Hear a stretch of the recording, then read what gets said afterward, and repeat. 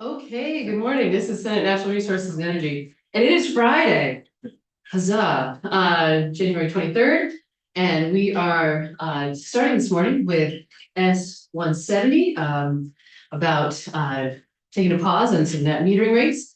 And I just want to make a note before we get started. I did email folks who are testifying this morning that relative to the draft that we are looking at, that anticipating that we might narrow that to just the adjusted rate for net metered systems below 25 kilowatts.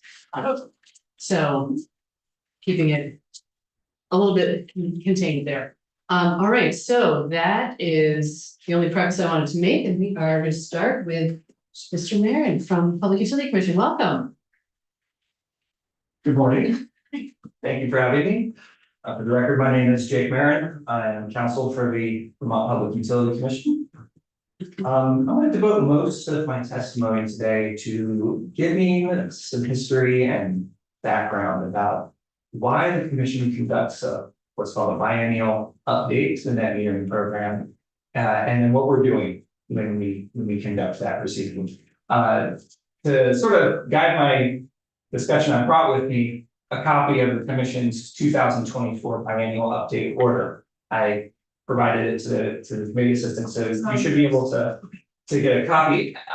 I know it's a big ask, but if you have time to read a 40-page regulatory decision from the Commission, Sounds fun. No, I mean, yeah. I will try to preface it. As far as decisions go, this one's kind of a breezy read.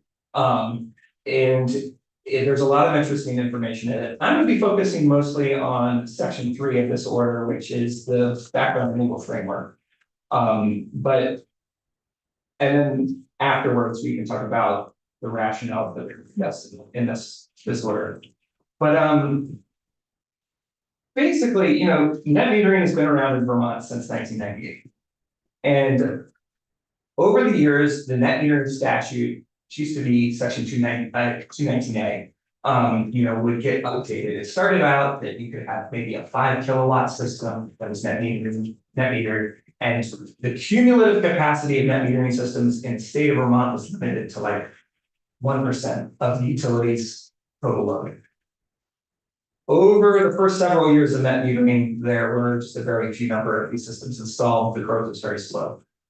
As technology matured, costs came down, tax credits were introduced, the pace of deployment increased. The capacity caps that were in the statute would be approached, and then on a somewhat annual basis or biannual basis, the legislature would be presented with this, question: do we expand the net metering program? Because some utilities would stop offering net metering service in their territory because they say we've met the capacity cap in the statute. And that cycle repeated itself for many years. And in 2014, the legislature adopted Act 99.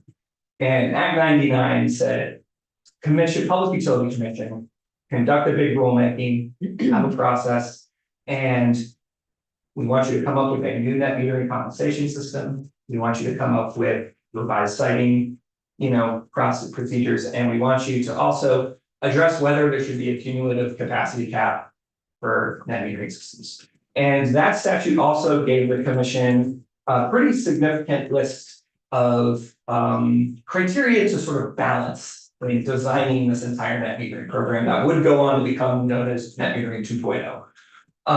And so, we were basically balancing the costs and benefits of net metering, of the jobs that companies that provide net metering systems provide, our greenhouse gas emission goals, all those things need to sort of get thrown into the hot wave and come up with a program that balances things. The commission, was presented with a lot of data and pretty compelling concerns about costs, which was one of the reasons why the capacity cap was there in the first place. Also received lots of good information about how many jobs the installers of these systems were providing, and how the greenhouse gas emissions reductions, benefits to the system that solar power could provide. And so the commission decided not to impose a capacity cap, but they did create a system to control the throttle on development. And overall, what the commission found in its report that we gave to the legislature for since back in was that net metering tends to cost significantly more than other sources of renewable energy that we could be using to meet our renewable energy standard and renewable energy goals. So the commission said that net metering should play an important but limited role in meeting those goals. And so the commission didn't want to just shut off net metering. We came up with a process, a biennial process to begin to adjust the rates so that the price of net metering would be more closely aligned with the value of the benefits was providing. And that could be done in a regular and incremental manner that was less disruptive to the market. So over the last 8 years now, we've done 4 of these proceedings. And in each biennial update, skip to where I have the criteria. We've listed a set of criteria that the commission considers to decide, should we adjust what are known as siting adjusters and rec adjusters, and then also to update the sort of base rate that all customers receive for their net metering credit. So there are 3 things we're tweaking to, again, the overall goal of, we're looking at how much net metering has come on in the past 2 years. What are the costs and benefits of those of all that net metering, and what do we think we need to do to make sure that the level of net metering is appropriate, considering those costs and benefits and considering the renewable energy standard and goals of the state of Vermont. What page is this on now? This is I'm looking right now at page 14, but pages 8 through 16 are really going to lay out this whole chronology and the statutory and regulatory basis for all of this decision making of the commission. So in the beginning of February of every even number year, we asked the utilities to provide us with a ton of data. We asked them for all of the systems they've interconnected. We asked them for how many applications have we received, and we look at all that data, and then we have an opportunity for input from all affected stakeholders, from customers, developers, utilities, other state agencies. They all get an opportunity to file comments, and then the commission then issues a written decision, which is reflected in what I'm sort of slowly reading to you right now. But in terms of the criteria the commission is looking at, we're looking at the pace of renewable energy deployment that is necessary to be consistent with the renewable energy standard program, the comprehensive energy plan, and any other relevant state program. The total amount of renewable energy capacity commissioned in Vermont over the most recent 2 years, so not just net metering, but other sources of renewable energy. The disposition of renewable energy credits generated by net metering systems in the past 2 years, and any other information deemed appropriate by the commission. So an example this year is we anticipate to hear about changes to the tax code that might be relevant to the cost of these systems. We also consider how many CPGs we've issued in the past 2 years, the extent to which the siting adjusters seem to be affecting siting decisions. So we created these systems of siting adjusters in part to try to steer development to previously developed sites or areas that had fewer environmental or aesthetic impacts. Those were the kinds of things we were trying to promote. And we're also just looking at the overall pace of net metering deployment. So like I said, we've done 4 of these now, and over the past 2 years, the value of those siting and rec adjusters has gone down.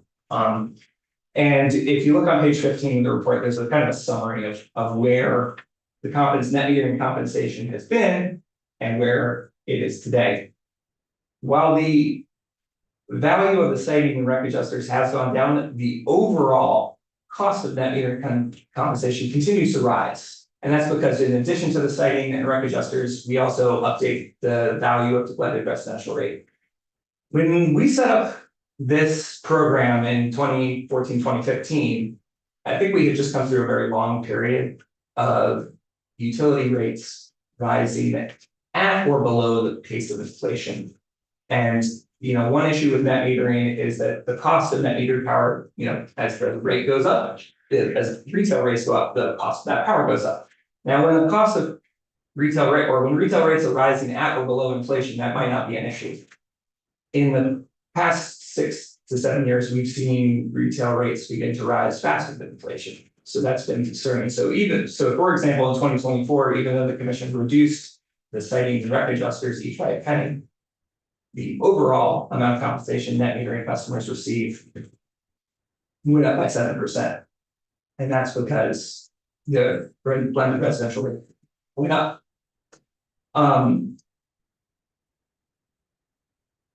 It's also important to note that when the commission changes the citing and rec adjusters, that is a prospective change. So customers who already have their CPGs, their citing adjusters are set in their CPG. They're not changing. This is only applicable to new customers.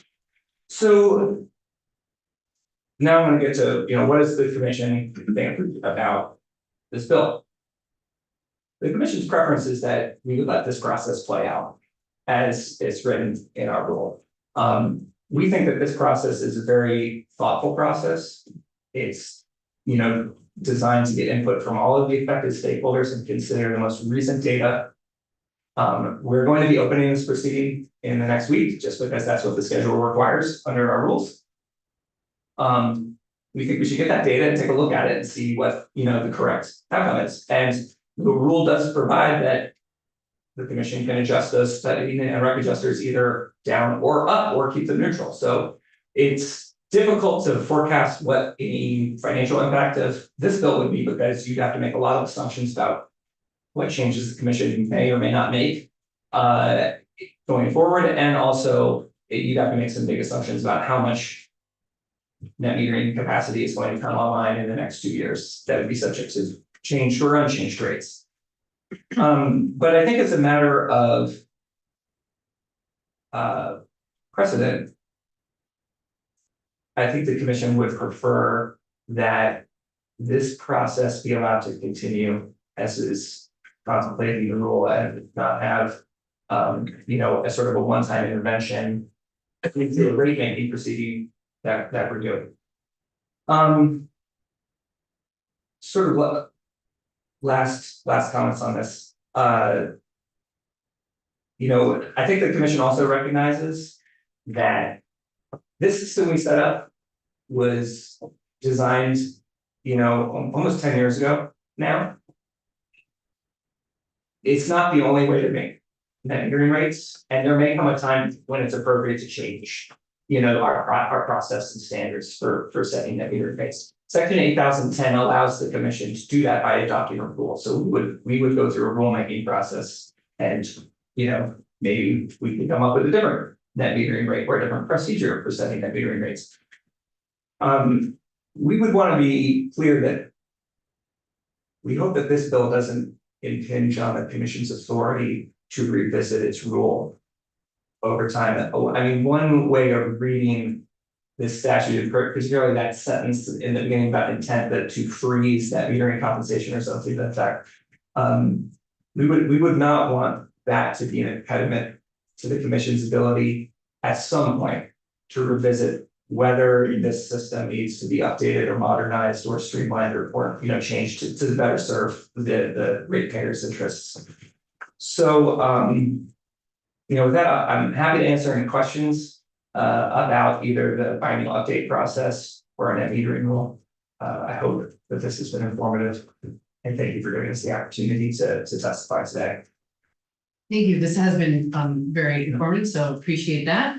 I'm curious about one of the last things that you said, which one of the things that we have been talking about recently here is like different departments' authority to change rules or whatnot. So I'm interested in I'm not suggesting that we need a wholly different system right now, but should there come a time when in PUC's evaluation, this system is not working very well, do you know if you all have the authority to change that process yourself?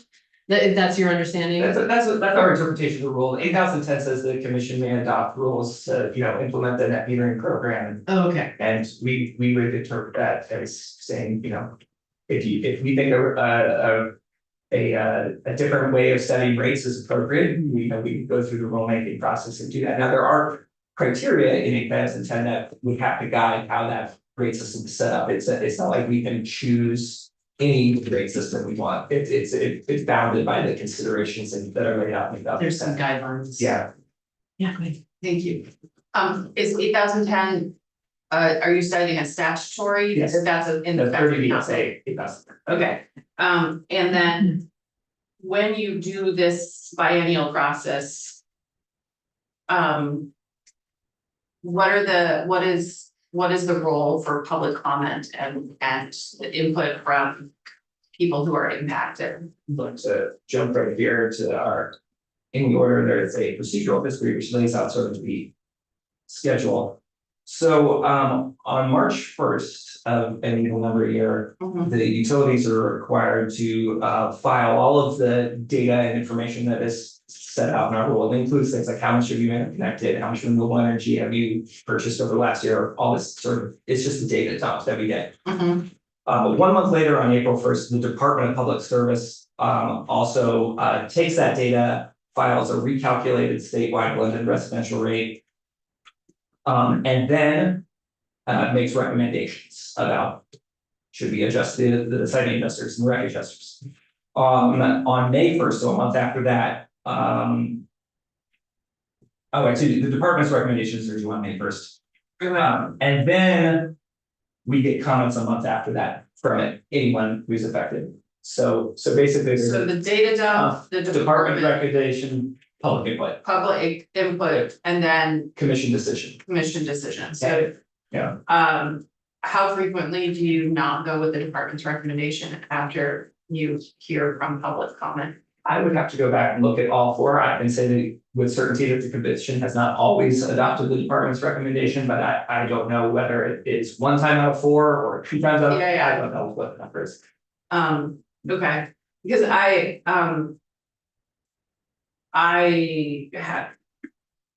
I'm still processing all of this, this has been helpful, I will actually at least skim this report. Do you take into consideration not just the net metering customers, but also the businesses that deploy solar? Because those are the people that I've heard from that frankly have been the most compelling to me, is that there's just been, because of the lack of the federal tax credits, there's just been an enormous drop in their business and it's really impacting them. And literally the only people who can afford to put solar up are wealthy people, which is not what we want. So how do you, I mean, it's hard for you to say how you weigh it, but that's the most concerning thing to me right now, is the impact on them. And so the 2 changes in the tax credit are obviously something that's happened in the last 2 years. So you won't find a discussion of that specific issue in previous. And I can't speak to what the commission, how the commission would weigh that in this coming net metering biennial that we're going to conduct. But I will say that, the commission considers the economic benefits of net metering, including job creation and things like that.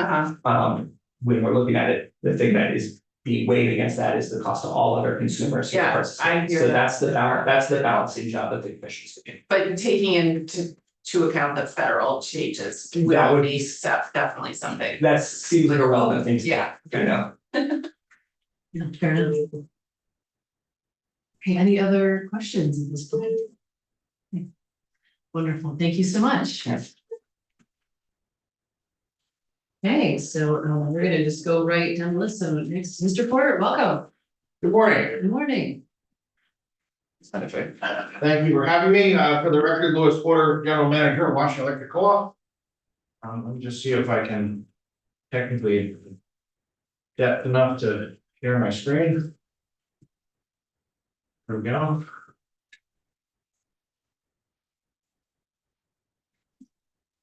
Knowing your time is tight here, I'll try to go quickly.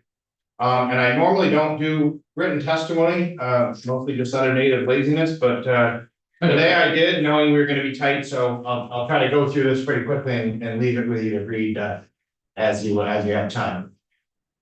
Quick juxtaposition, Washington Electric Co-op is a utility that is extremely supportive of renewable power, was supportive of net metering when it was created. but also feels like it's very important to balance the benefit net metering provides to those members that do it versus the cost to the rest of the membership. We're the most rural territory in Vermont. We have highly residential territory and quite a high penetration of net metering among our membership. We also have a higher than average share of low-income members in our territory. And we've provided for many years 100% renewable power. Net metering does increase rates in our territory, and the way it does that is the cost of providing electrical service is largely embedded in the cost of the power itself and not in the customer charge. We have a relatively high customer charge in part to try to equal the playing field here somewhat, but our customer charge is still about a third of what it actually costs just to provide the electricity. So you can imagine when somebody's not paying for the electricity, they're also not paying for the line crews, the trucks, the rest of the things we do. That's how it results in a cost shift from those who net meter onto those who don't net meter. And it's quite an aggressive cost shift as well, because we see the wealthiest towns in our territory are where the high net metering penetration is. And the lower income towns in our territory have very little net metering, less net metering. The public utilities in Vermont, the cooperatives and the municipals are very highly regulated, perhaps the most highly regulated public utilities in the country. I won't go through this long list, but the short version is we are virtually everything we do is regulated at least twice. And often more than that.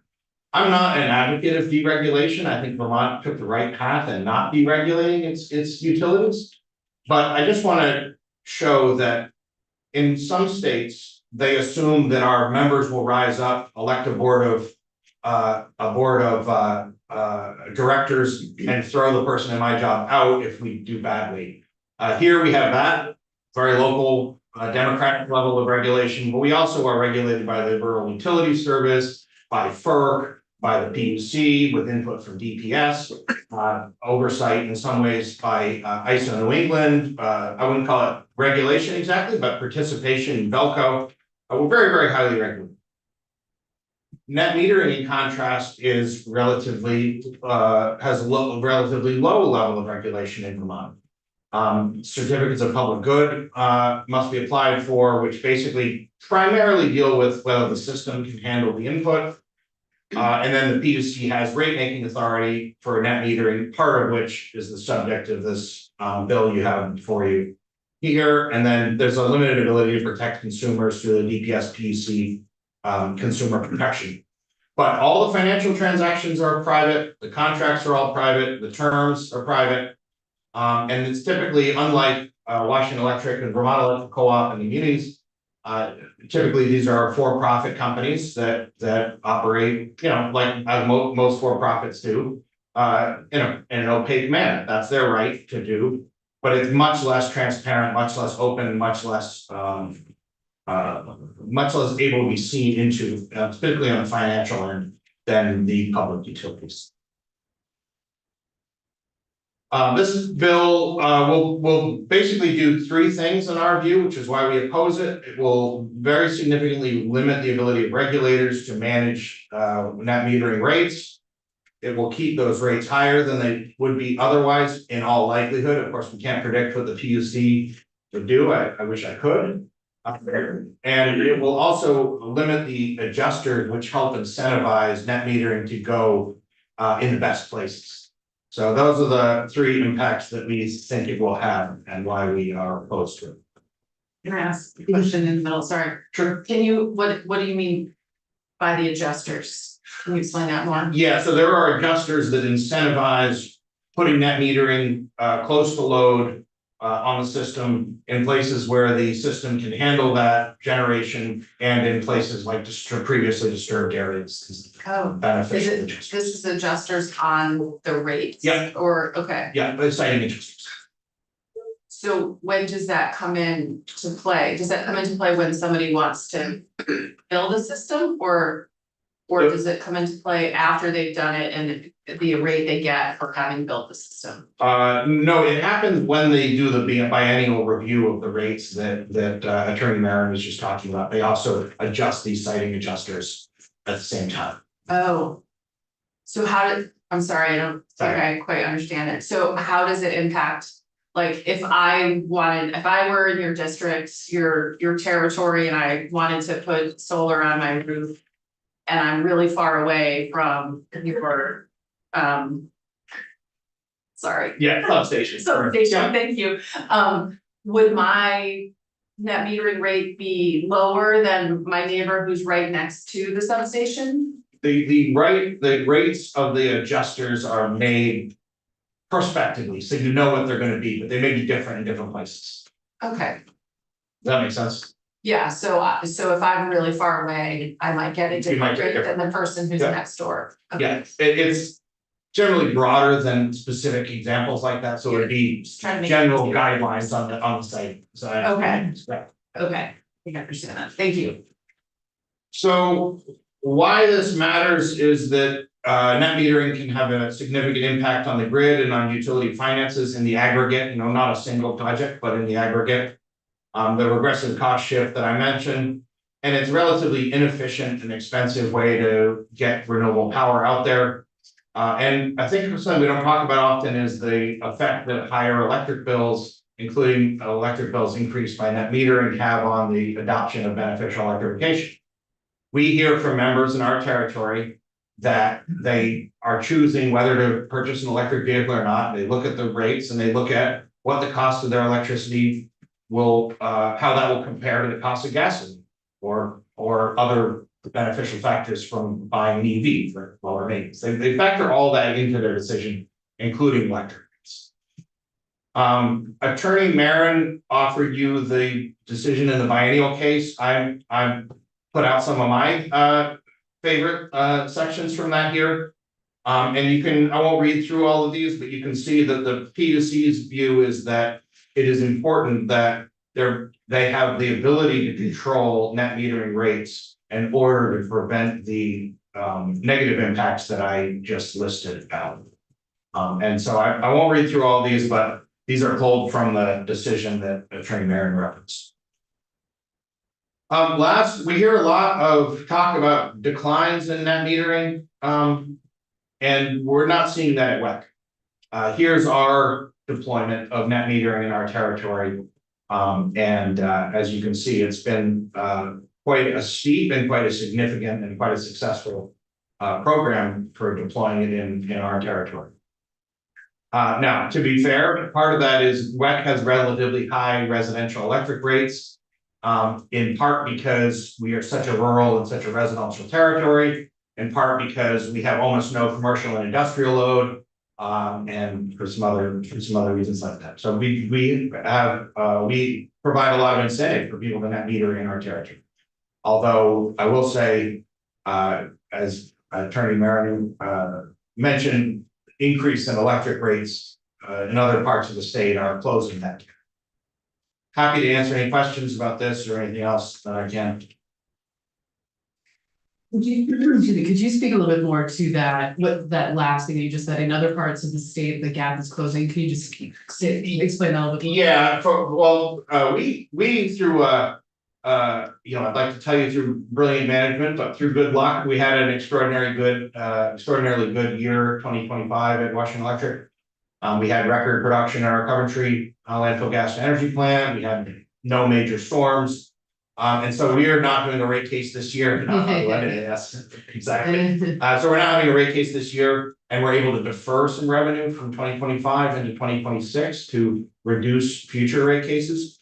But as you heard from Attorney Marin, other utilities are being forced into the position of having rate cases due to a combination of power supply, materials and supply costs, labor costs, all those things that have increased significantly during and since the pandemic. We face those increases as well. We just have some other circumstances that have enabled us to avoid a rate case this year.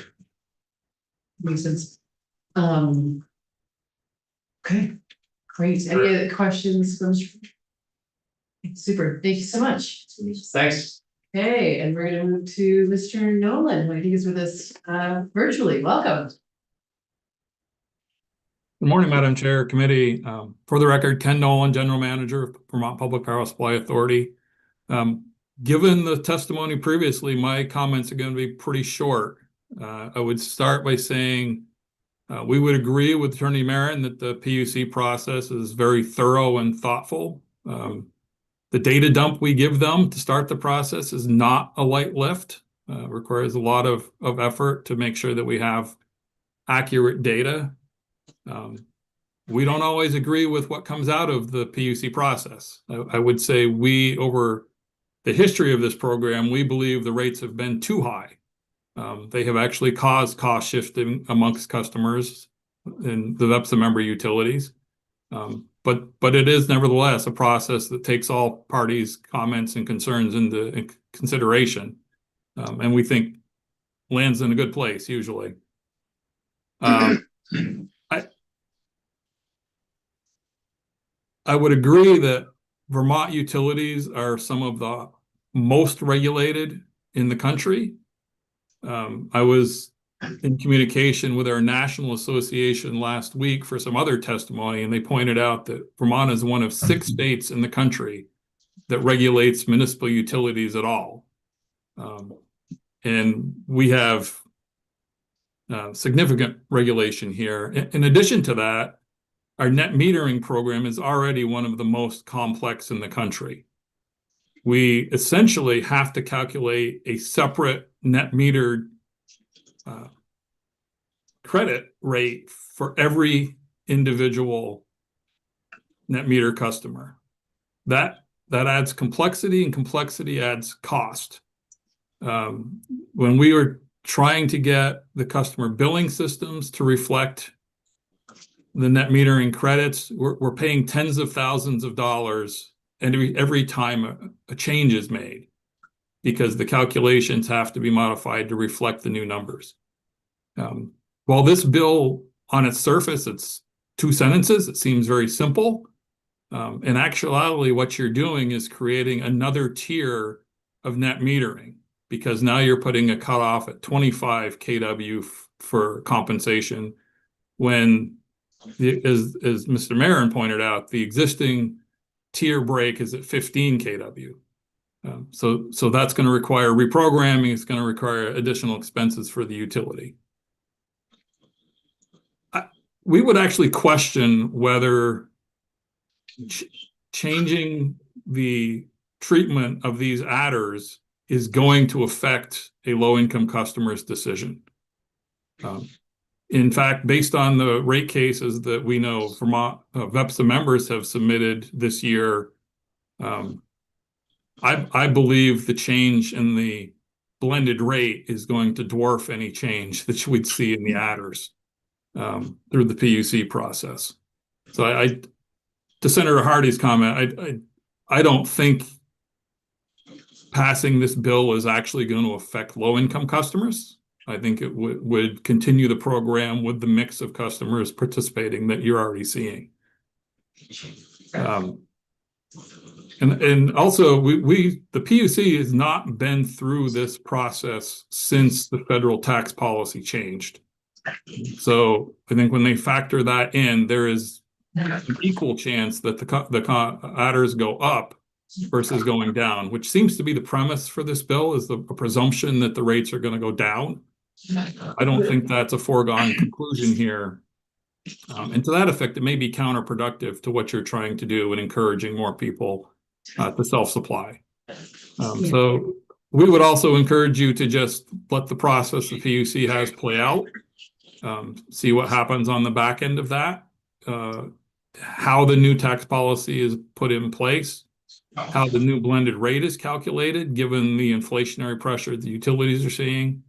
And then if you feel a need to change the policy to promote in the future, take that up once you know how the PUC is going to react to what's going on today. I'll stop there, and I'm happy to answer questions. Great, thank you. Any questions for Mr. Nolan? Okay, all right, well, thank you so much. Thank you. Okay, and so we're gonna move to Ms. Cohen, who is also with us virtually. Welcome. Good morning from balmy Johnson. Can you hear me okay? Yes. All right, I do have a few slides. Do you have time today for me, or does it feel like you'd rather have me next week? I'm flexible. Well, that is a good question. We are running a little bit behind. I also suspect that our whole agenda may not take all of our, it might actually take all of our allotted time. So I'd rather make sure I get through them and you can ask me questions if you yeah, prefer, but whatever in works. that case, in that case, if you don't mind waiting until next week, then let's do that. All right, Thank you for flexibility. of course. Thanks. Okay, amazing. Okay, and my apologies as well. Okay, so we're gonna shift gears to going through a new draft of X202. With Ms. Tchaikovsky, welcome.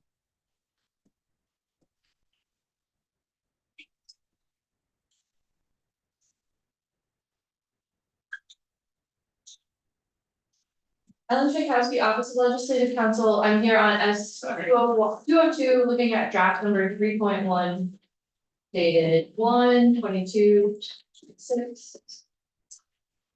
The changes from yesterday's draft are highlighted in yellow, and there's only a couple. So the first change is on page 2.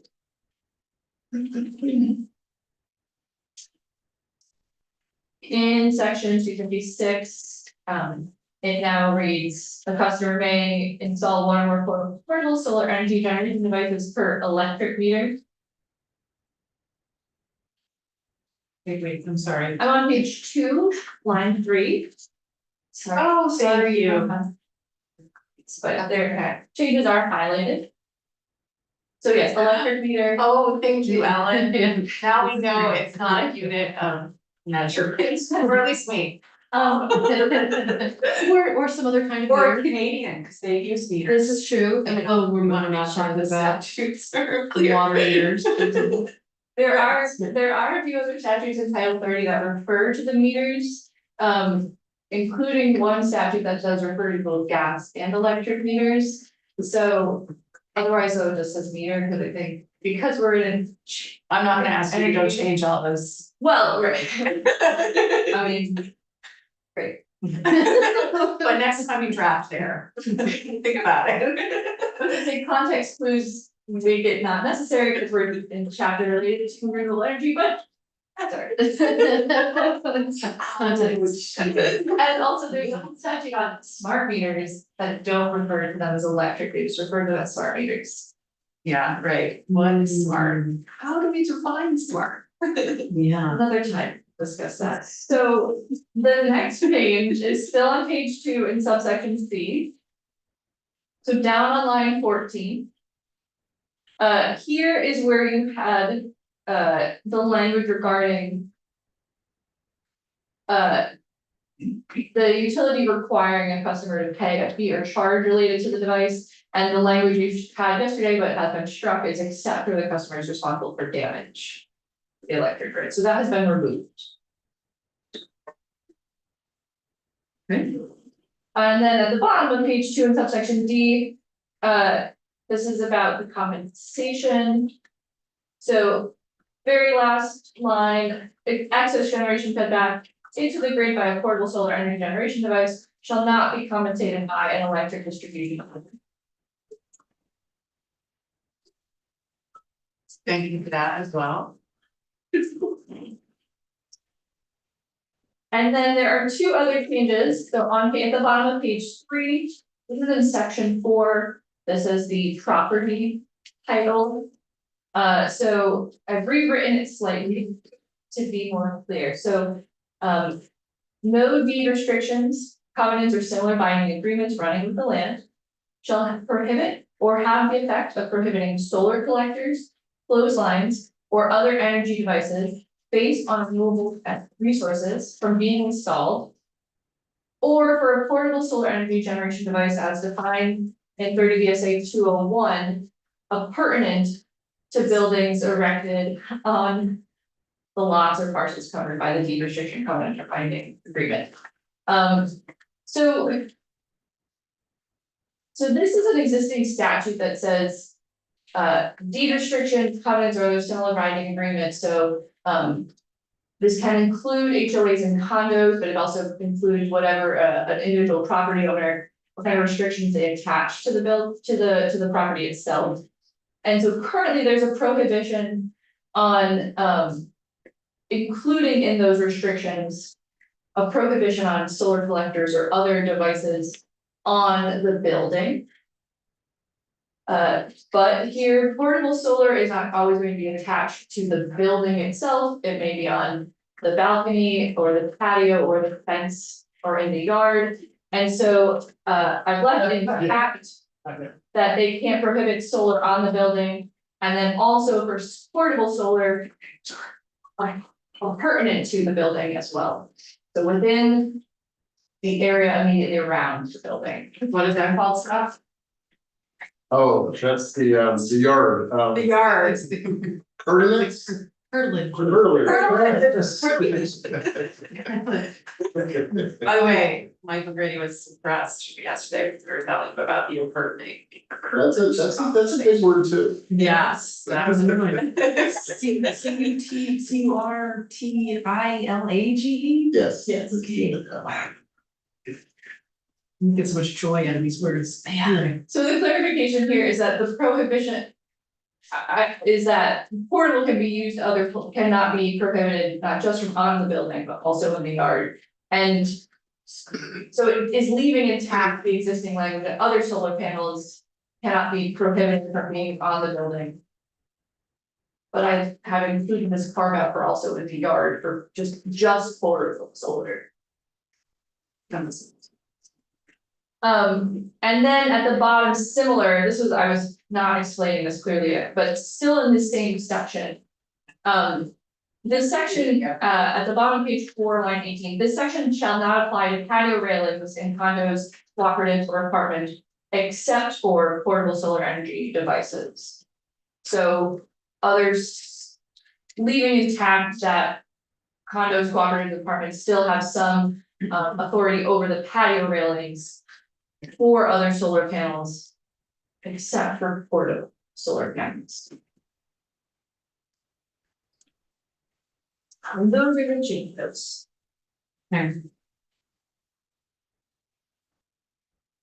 Okay, now. Just checking in with everybody, there had been a couple of. So just to revisit them, one of the comments that had been suggested was about where disputes ought to go. And we've left that out on purpose because of, we're treating this as an appliance. Disputes therefore related to the nature of it should go either to the AG's office or to the Public Service Department, depending on the nature of the dispute. I don't entirely know what disputes you guys are talking about, so if you have more specific concern, I think, but I don't know what the dispute you're thinking about is this one, it's first. Okay, no. Well, I'm meant to add, but yes. Oh, I don't know what you're gonna say, but maybe you're gonna say this. Go ahead, you say. In terms of the dispute, dispute is if there's some damage to the goods result of flood. Okay, That was a different issue. okay. Oh, that's not what I was saying. Cause I was gonna say, if it's a dispute about rates or anything about that, it would go to the PUC, cause that's what they. They have the floor, yeah. If it's a dispute about the actual appliance, the device, that would be like a consumer, like. Potentially, yeah. So it seems like we already have the systems in place to deal with disputes if we don't want. I don't know why we would create a separate thing for disputes. That's where I am with this. And I don't know if there's any other things that we need to discuss at this point. Any other thoughts or questions? Yes. There's the fire safety question, I missed it. There must be, I was out of here for my, Oh, that's possible, that's possible. so what was the fire safety? So Michael DeRoche. DeRochers, thank you, was here. Was he here a couple of times? I mean, it was just the once, but, so he said largely the same thing that everybody else was saying, that, the adherence to, UL, solutions, guidelines mattered, and also recommended that we hear from, the, fellow who chairs the electricians licensing board, works for him, and so we did hear from Okay. him as well. Alright, sure. Yeah, and that otherwise, and correct me if I'm wrong, if I'm getting, but my impression otherwise was that he didn't have, you know, any huge red flags, to object, so, yes. I don't know if anyone else cared about this besides me, but the whole question of using these in dorms, I checked in with the Middlebury College facilities people, and they were gonna write a letter, but I don't think they've sent it yet, but basically they said they would treat them just like they treat any other like appliance, like they regulate, you know, whether you can have a mini fridge or a microwave and all that would be the same kind of thing, like you couldn't just have one, you would have to follow the rules of the dorm. So they didn't have concerns about it, they were like, we do this all the time, you know, you have to regulate what 18 to 23-year-olds do generally. All kids in dorms don't pay the light bills. Exactly, so they were like, they would treat this like a mini fridge, more or less, so I think they didn't have concerns about that, so, and he was, like I said, he was in the right letter back, so, yeah. Okay, I haven't seen one yet, but when it does, we'll post it. Yeah. For sure. Okay, so with that, it seems that we are ready for a vote. And so I'd like to move forward with that. So should we take a couple minute break? That's fine, let's take 2 minutes, and we'll be back. Okay. It's actually perfect.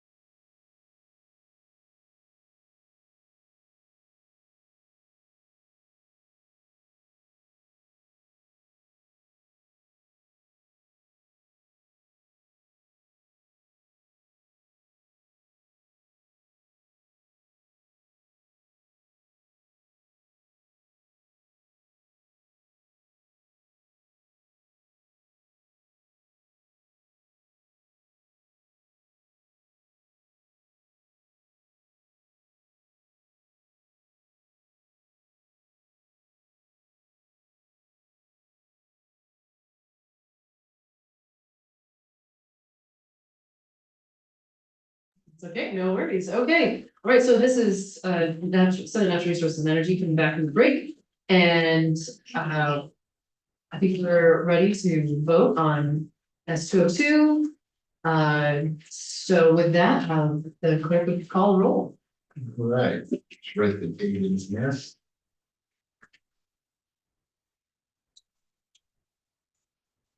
Okay, Senator Beck, yes, Senator Baumgartner, Yes.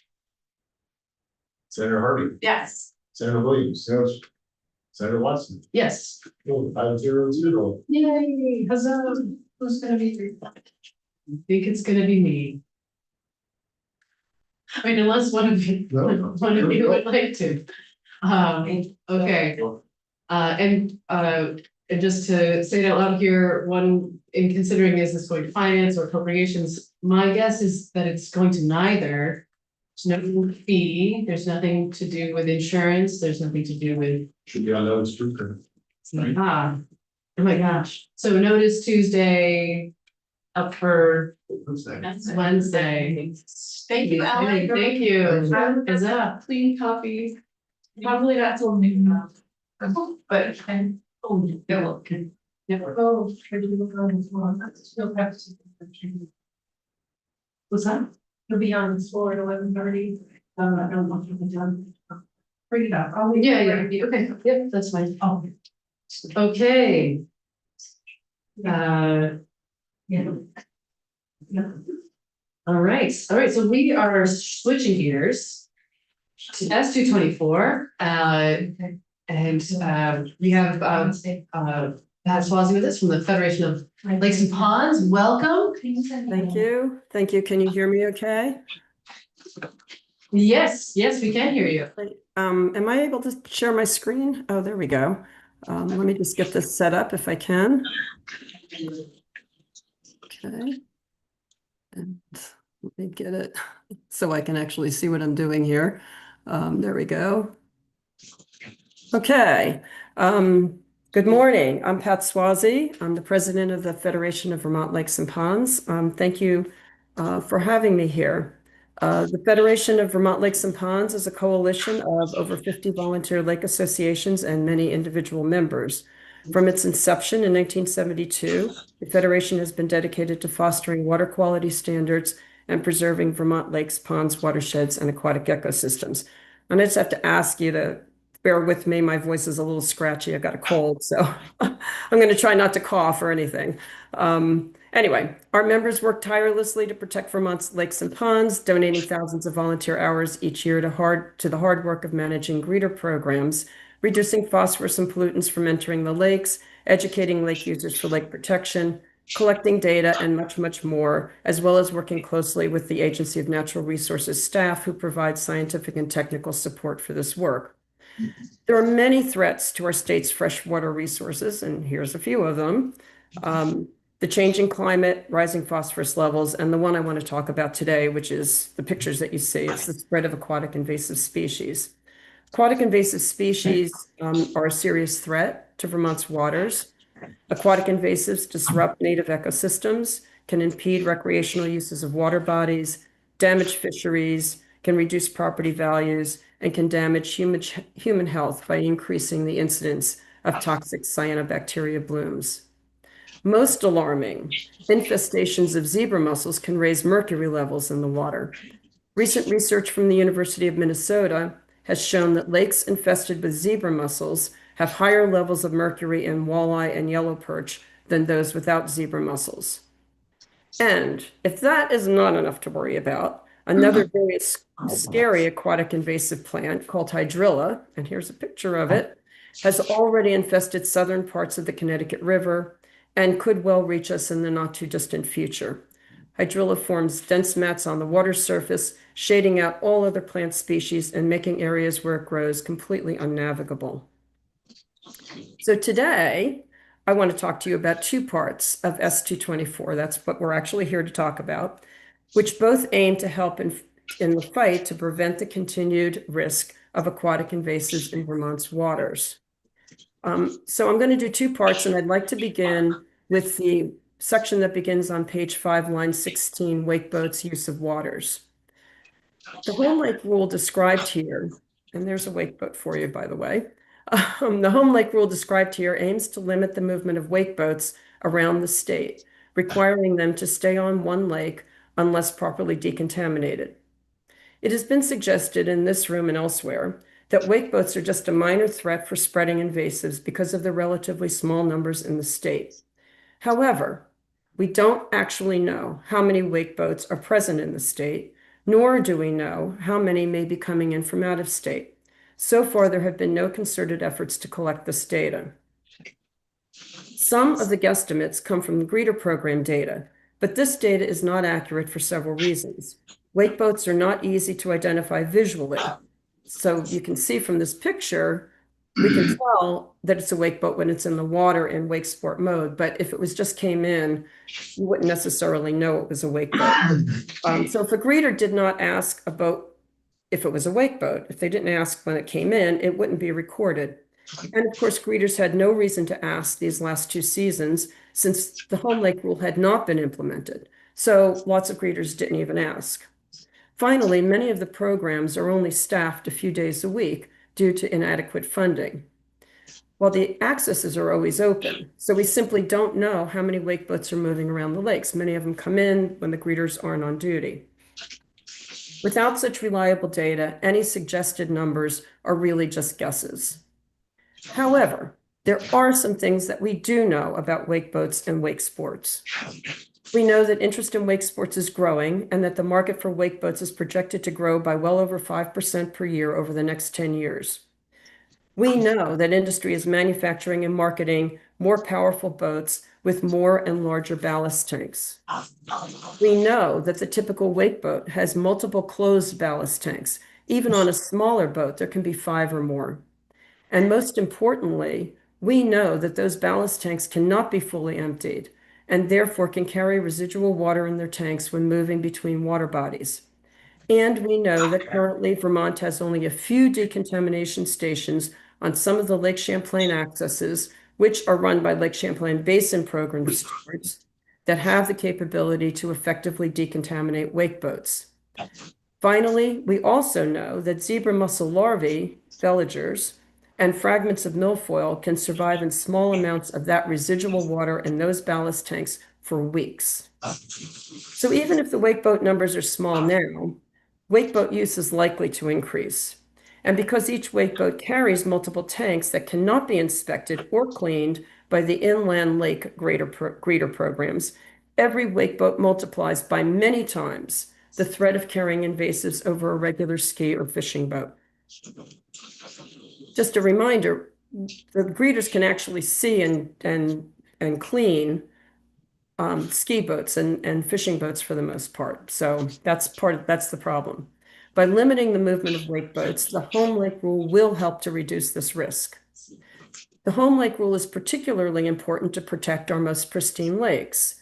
Lakes like Caspian, Seymour Echo, the Avro Lakes, Maidstone, lakes with no aquatic invasives and low phosphorus levels. These are the kinds of lakes that are becoming rarer and rarer in other parts of the country, and that we're very fortunate to still have many of.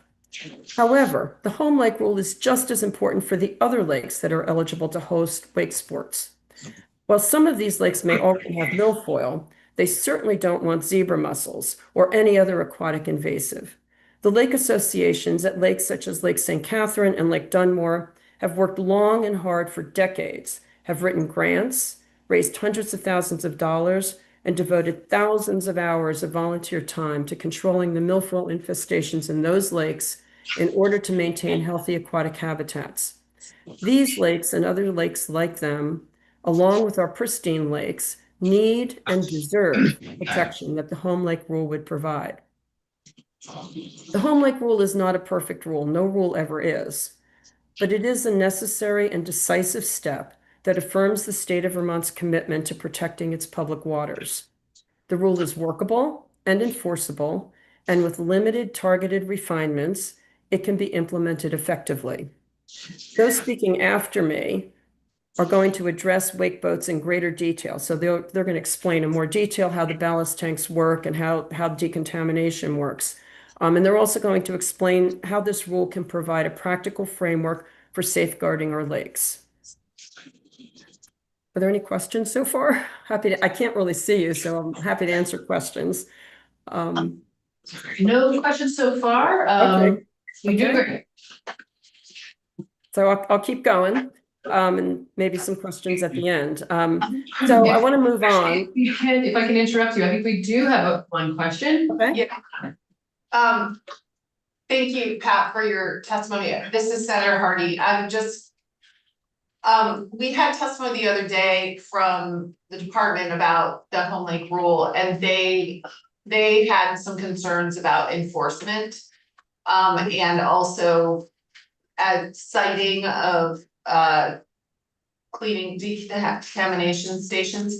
So I'm wondering, you just testified that you think it is easily enforceable.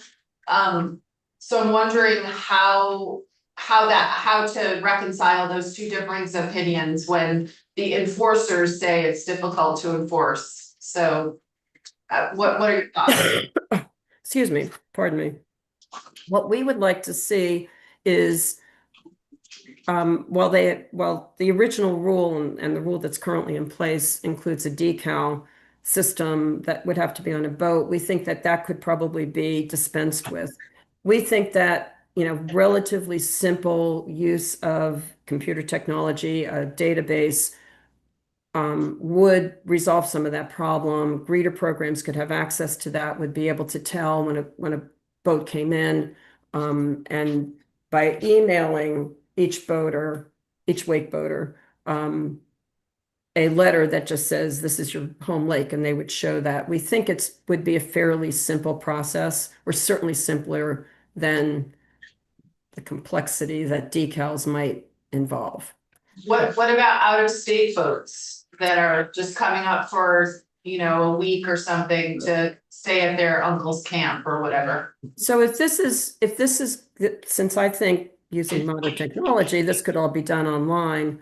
I think an out-of-state boater could simply go online, register, I've rented a camp on such and such a lake, and that's going to be the home lake. That's the lake I'm going to use. The decontamination need is a much more complicated issue. If wake boats want to move around, the decontamination need is much greater because of those ballast tanks, which hold multiple gallons of water, and they have to be flushed out, and it requires a specialized piece of equipment and a large amount of water. Because each tank, so even a small boat might have 5 ballast tanks, have to be flushed. And that's why they need big decontamination units, with a big water source. And we just don't have that right now. So that's a bigger problem. Yeah, so is your solution that just wake boats wouldn't be able to move between lakes, or how would you solve that issue? That would probably is going to definitely limit wake boats moving around.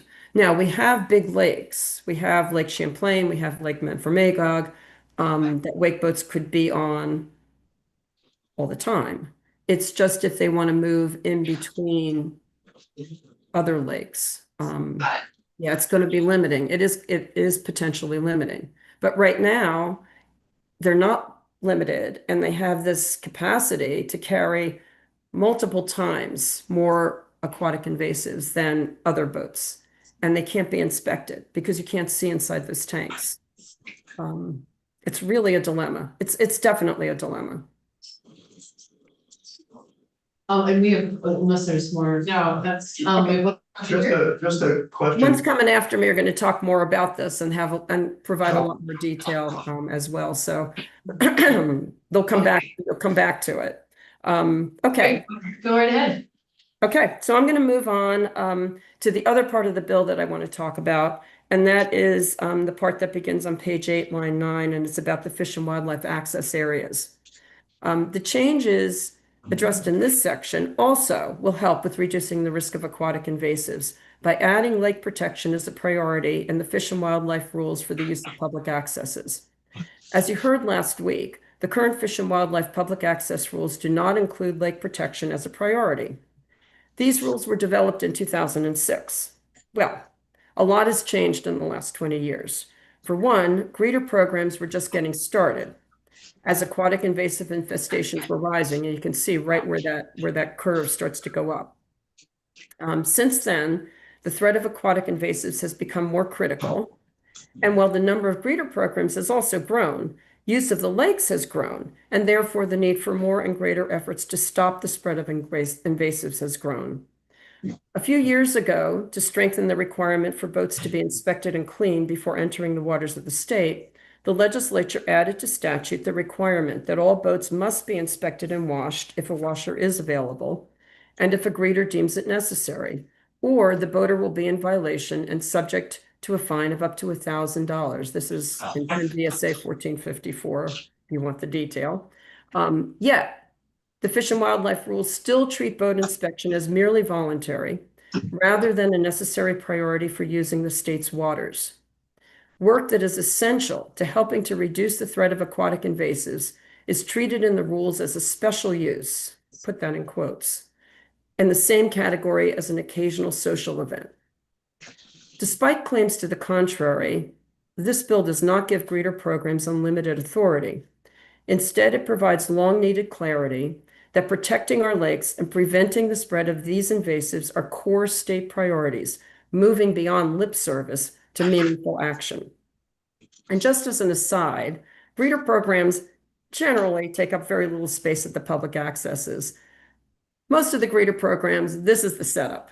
One or two greeters, maybe a table, sometimes a table, a lawn chair, and then of course the sign, which is the sign that DEC provides to notify boaters that greeters are on duty and they have to stop and be inspected, which the law requires that they stop and be inspected before entering the water. Of the 35 greeter programs, only 5 have boat washers, and I'm going to show you a picture of what those look like. These are not decontamination units that are suitable for wake boat decontamination. These are boat washers, and you can see on the left, you can see about the size of it. They're relatively small units.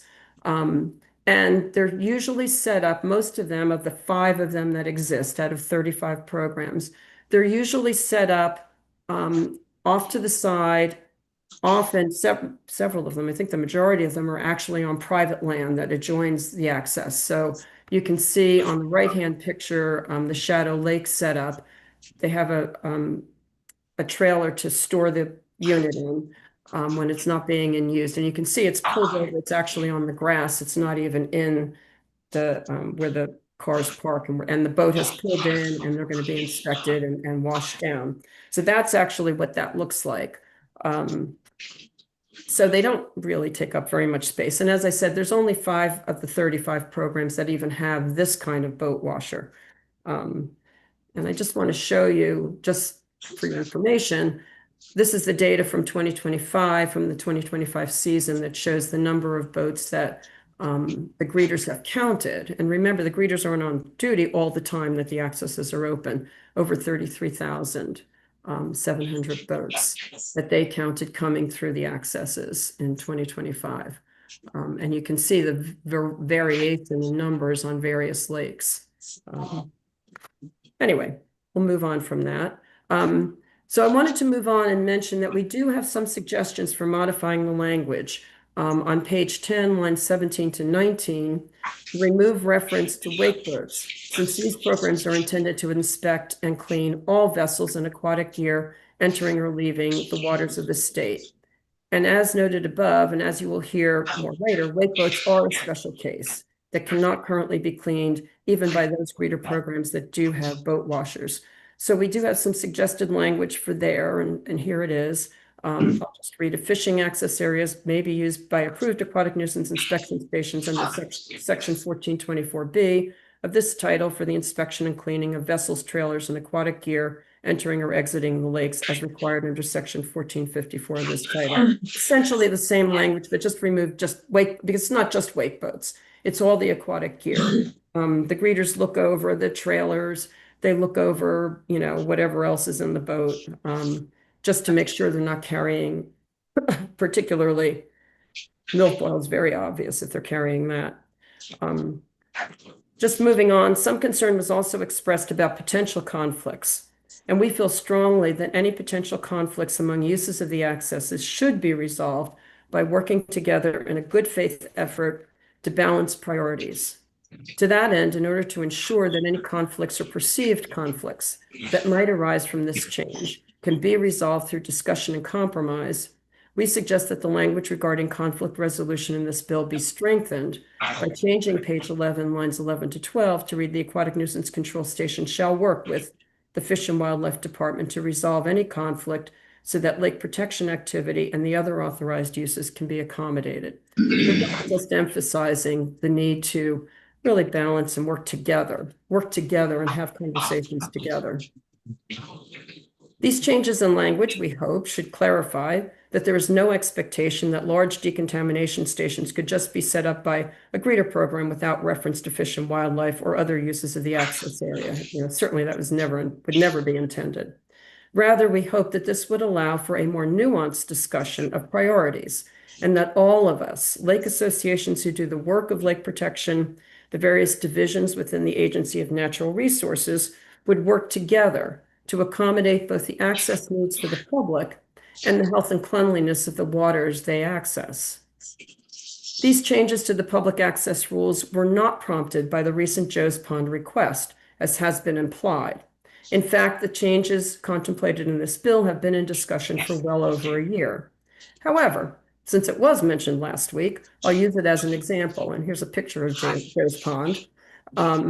The request by Joe's Pond Association to set up a boat washer was refused outright by Fish and Wildlife because it might take up 2 parking spaces. That immediately raised the question, why do parking spaces take priority over lake protection and aquatic invasive prevention? The answer is that lake protection is not a priority in the current fish and wildlife rules, whereas parking is. This bill would change that and would show in practice that lake protection is a priority, at least enough of a priority to merit some discussion about how to balance the needs to have a certain number of parking spaces and the needs of the public to be able to access waters that are healthy. We would hope that such discussions and decisions arising from them would be based on a scientific understanding of a healthy aquatic ecosystem and reliable data. The protection of the state's public waters and the reduction of the risk of aquatic invasive species spread are priorities of the state, as clearly stated in Title 10, Chapter 50. And I quote in part, "It is the policy of the state of Vermont that the water resources of the state shall be protected." And just below that, it says it is the policy of the state of Vermont to prevent the infestation and proliferation of invasive species. Management of the public access areas and of the public waters of the state is delegated to the Agency of Natural Resources for the benefit of the citizens of Vermont. This includes the responsibility of the agency to manage the public waters to protect and ensure a healthy aquatic ecosystem. It follows then that the agency in all of its rules, both the use of public water rules that the Department of Environmental Conservation oversees and the use of public accesses that the Department of Fish and Wildlife oversees, should clearly align with the policies of the state. Sometimes priorities may conflict, but if the Department of Environmental Conservation, the Department of Fish and Wildlife, the lake associations, and lake and access users work together and have those sometimes complicated conversations and use science and reliable and valid data as the foundation for decisions, I believe we can do much better to balance the ability of the public to access the waters of the state with the necessity of protecting these precious freshwater resources for us now and for future generations. For these reasons, I urge you to pass S224 with the suggested changes. Thank you, and I'm happy to answer further questions. Super, thank you. We have a couple of questions. We're gonna start, okay. Senator Williams. Thanks for that testimony, Pat. Well, I agree perfectly with what you said, it may be that A&R DC, Fish and Wildlife now has a responsibility for enforcing, and it comes down, I think, to money. That, they're one of the poorest departments in the agency, and it comes down to real estate. Technically, if you're gonna properly decontaminate a wake boat, you almost have to have a pond someplace that all that debris is gonna get caught. What are we gonna do with it after we will flush it out? So I think maybe this may be a money issue and, we definitely don't have enough, room to park vehicles at the access points. So maybe we're gonna have to come up with some additional property to set these decon sites up. What's the average cost of a decontamination device for the wake boats, do you know? So for the wake boats, I've been told that it can be upwards of $150,000. I think that's a lot, it's more than I expected to hear, but that's what I've been told the big decon units would cost. I don't anticipate any of those being set up at the accesses. I just don't see how that could be. On the other hand, I do think that the greeter programs, and as you can see, most of the greeter programs are one or two greeters and a lawn chair and the sign that says, stop here to have your boat inspected. To me, that should be a priority use of the accesses where you have the inspector there. And as I said, a few of them have the small unit boat washers, which are hot water washers, but they're small. But you're right. For decontamination of wake boats, it takes a lot of water. It takes a much bigger unit. It has to be more specialized because it has to be a certain temperature. It can't be as hot as you might use just on the outside of a boat, a regular boat, because apparently there's mechanisms inside the ballast tanks that could melt or be damaged. So I think you're right. The decon units are going to have to go somewhere else, not at the accesses. But at the same time, I do think the greeters being one of the priority uses of the accesses does make sense in terms of, regular boat inspection. Also, the greeters do more than just inspect boats. They educate lake users, including out-of-state lake users. So they remind lake users of what the rules are. And, different lakes have different rules. And so that's, part of the job of the greeters is to explain if somebody comes with a jet ski to a lake that doesn't allow jet skis, they tell them they have to go somewhere else. If they come with a boat that's got milfoil hanging off of it, they tell them that, they have to be inspected. It has to be removed before they can go in the water. So the greeters do those kinds of jobs, but wake boats are a problem. It's a They're wonderful definitely a problem. program. Pardon me? It's a wonderful program, but it's all volunteer. Does the Federation have any idea or recommendation on how many of these washing sites we should have based on the lakes and that are allowed to have wake boats on them now? Well, if the current proposed revisions for the use of public water rules go through, it will reduce the number of lakes, inland lakes, that allow wake boats to 18. So we think, that's going to be, there's a concentration of the big pristine lakes in the Northeast Kingdom, like Seymour, Caspian, Echo, Averil, Willoughby, those lakes. And then there's the group, Lake St. Catherine, Dunmore, Bomazene, sort of in the southwest. So those two areas. So the thought is that placing some decon units strategically in those areas would probably make the most sense, assuming that this proposed revision goes through and it limits it down to the 18 lakes. Right now, there's 30 lakes in the state that allow wake sports, and they're more scattered and spread out, and that's more difficult to think about how many units you would need.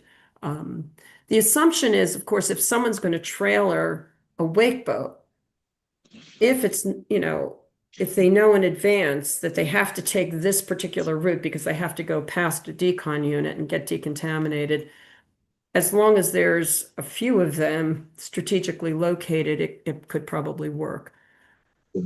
Again, we're working with guesses. It's very frustrating to know numbers.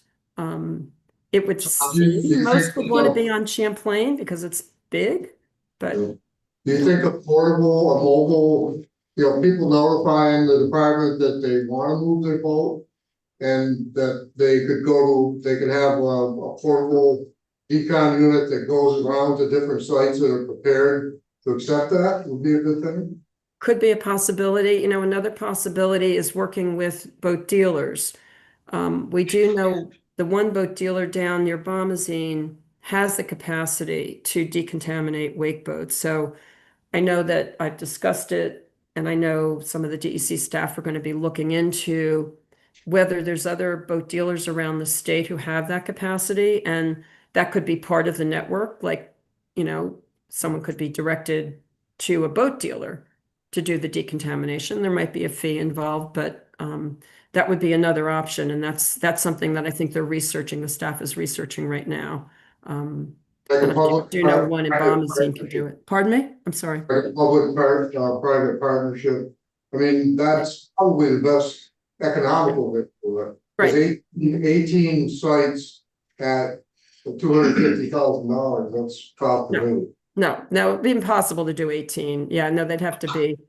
So the boat dealers, could be a really, if they have the capacity, and there's enough of them that have the capacity. And the nice thing is they could charge a fee, hopefully not a high fee, but excuse me, a fee, and give a receipt to the boater who would then carry that with them. And if they go in the next lake, they could show the receipt and show that they'd been decontaminated. And that would really resolve that movement of boats around, and proving that they'd been decontaminated. So it's an idea, I've talked with the staff about it at DEC, and I think they're looking into it. Thank you. Very good. Appreciate it. Sure. Happy to. Any other questions? I do have one question, but we are, I know. I can move on to other witnesses, but so just very briefly, I'm very interested in your suggestion around removing the specification for that, the parking spaces or the decon units are specifically for wake boats, that this should be an allowable use or a permitted, no, prioritized use of the access points, not just for wake boats, but for decontamination of all boats. And I'm wondering if that was to show up in statute, do you think that would end up having the effect of encouraging more lake associations to have boat washing stations? It may encourage a few, but here's the thing. Those boat washers cost money.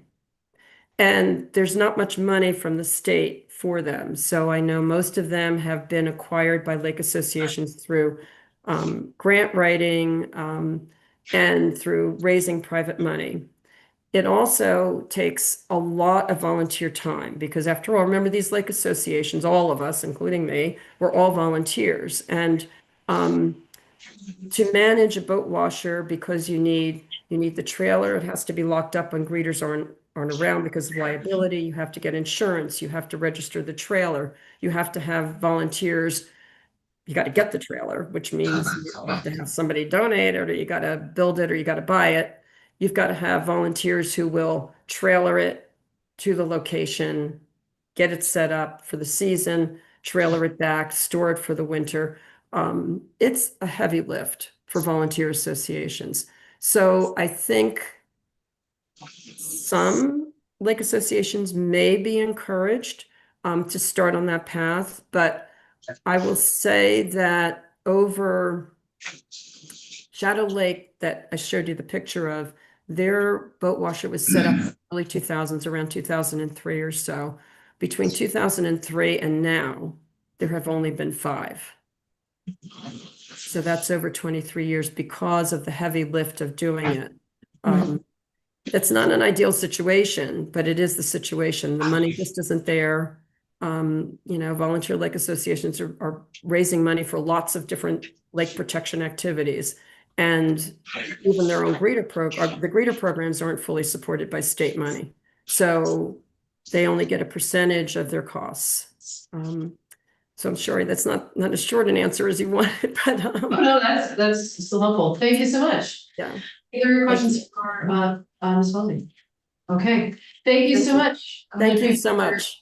Testimony. And have you sent that to our committee assistant? Oh, okay. I did send it, the written testimony and the presentation. Great. Thank you so much. Thank you. Okay, so we have a number of folks who are up to testify now. I just want to put out a general reminder that you have about 10 minutes to testify. So, but looking forward to hearing what you have to say. We're gonna just go right down the list. We're gonna start with Mr. Mitchell, who I think is with us virtually. Hello, welcome. Hi, thank you very much. I'm here from Seymour Lake in Morgan, and I am a retired state trooper, and that's one of the reasons why how I found Seymour Lake is my first barracks was out of the Derby barracks. Um, One of the things I like to do is read a letter that I drafted on behalf of several wakeboat owners on Seymour Lake. My name is Jim Mitchell, and I have a place on Seymour Lake in Morgan, Vermont. I am writing on behalf of several wakeboat owners on Seymour Lake to express our concerns and support regarding the preservation of our lake's pristine condition. Please find a list of owners' names below for your reference, and I'll list those at the end. Seymour Lake is renowned for being one of the cleanest lakes in Vermont, and maintaining its exceptional water quality remains our top priority. Wake boats, which are popular on our lake, use ballast tanks to fill that are filled via pumps and valves to displace water and add weight. The additional weight helps to create larger wakes for wakeboarding and wake surfing. Those same pumps and valves are used to drain the ballast tanks. In recent years, there has been ongoing discussion about how to properly decontaminate the ballast tanks in wake boats to prevent the spread of aquatic invasive species. Proper decontamination requires specialized training and equipment, neither of which have been made available to the employees involved in the boat launch greeter programs. Without appropriate tools and training, it is extremely challenging to fully drain, clean, and decontaminate the ballast tanks. This gap increases the risk of cross-contamination and the transfer of aquatic invasive species when boats travel between lakes. In addition, these ballast tanks are not easily accessible for internal inspection by the boat greeter. For these reasons, wake boats should be treated differently regarding drying time. If a hot water decontamination is not available, then a drying time must be required to kill any possible aquatic invasive species within the ballast tanks. Perhaps a protective and scientifically based quarantine policy could be adopted. The specific number of days for a quarantine period should be based on scientific research.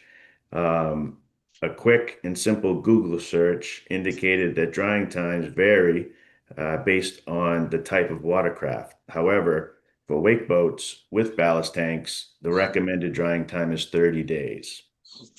It is our understanding that other affected lake associations in Vermont support the home lake rule provision. We strongly support the implementation of the home lake rule for wakeboat owners. This would require wakeboat owners to declare a single home lake for the calendar year.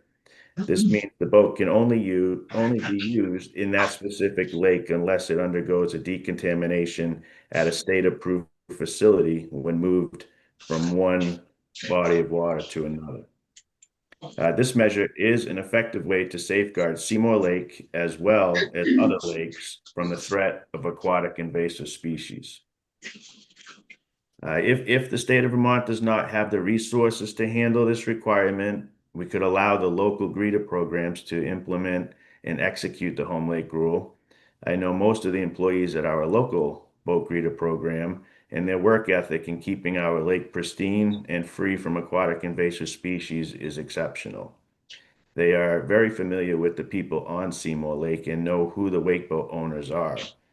I have no doubt they would be a great fit for this task, providing wakeboat owners with information regarding the rules, safety, and a home lake decal to display on their boat, signifying Seymour Lake as their home lake.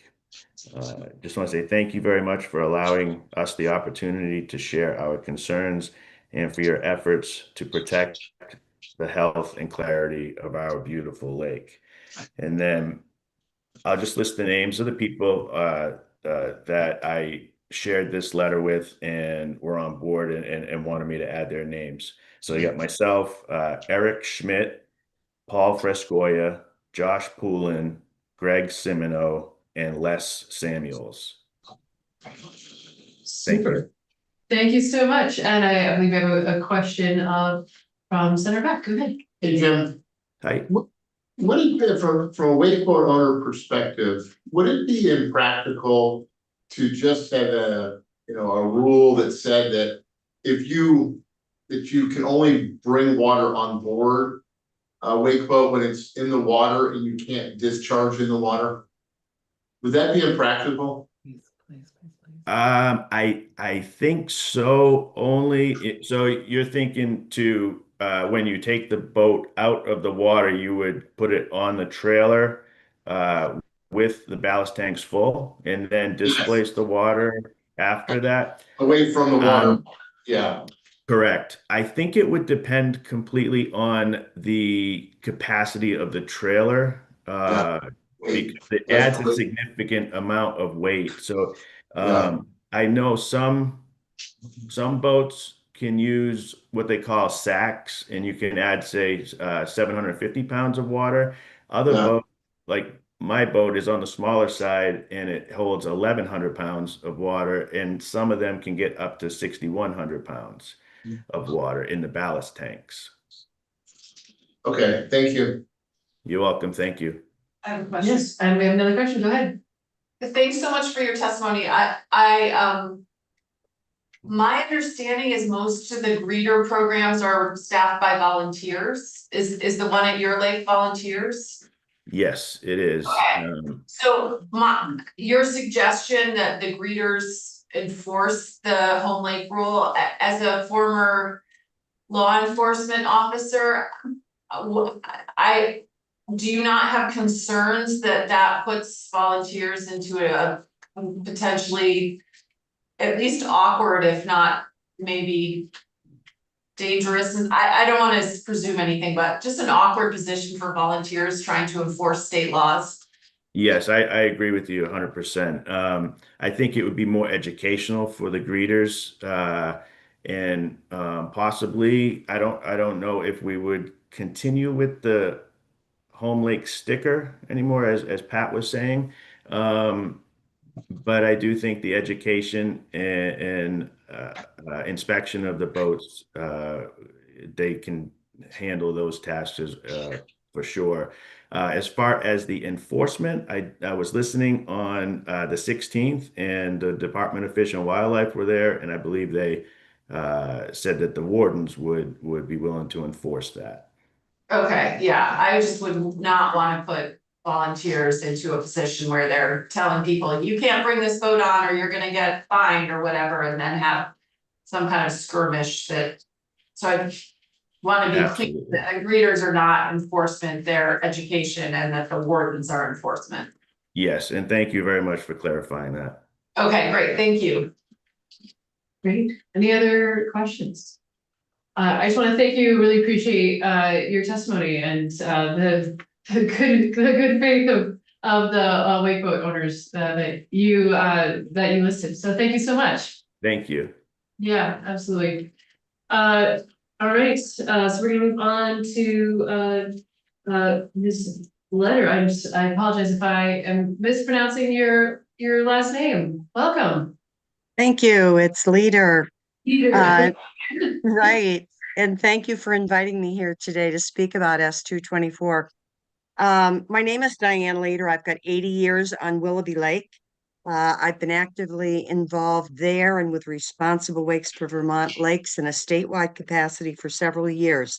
I'm speaking today not on behalf of Responsible Wakes, but as a private citizen on a lake which will remain wake sports eligible.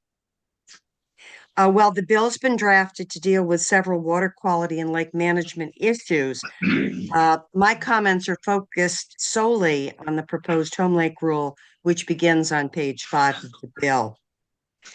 We believe it can be a simple, relatively inexpensive strategy for preventing the spread of aquatic invasives. And I'd like to say that S-224 is a crucially important piece of environmental legislation to protect our inland lakes from further spread of aquatic invasives. We are desperate for your help before the end of this biennium.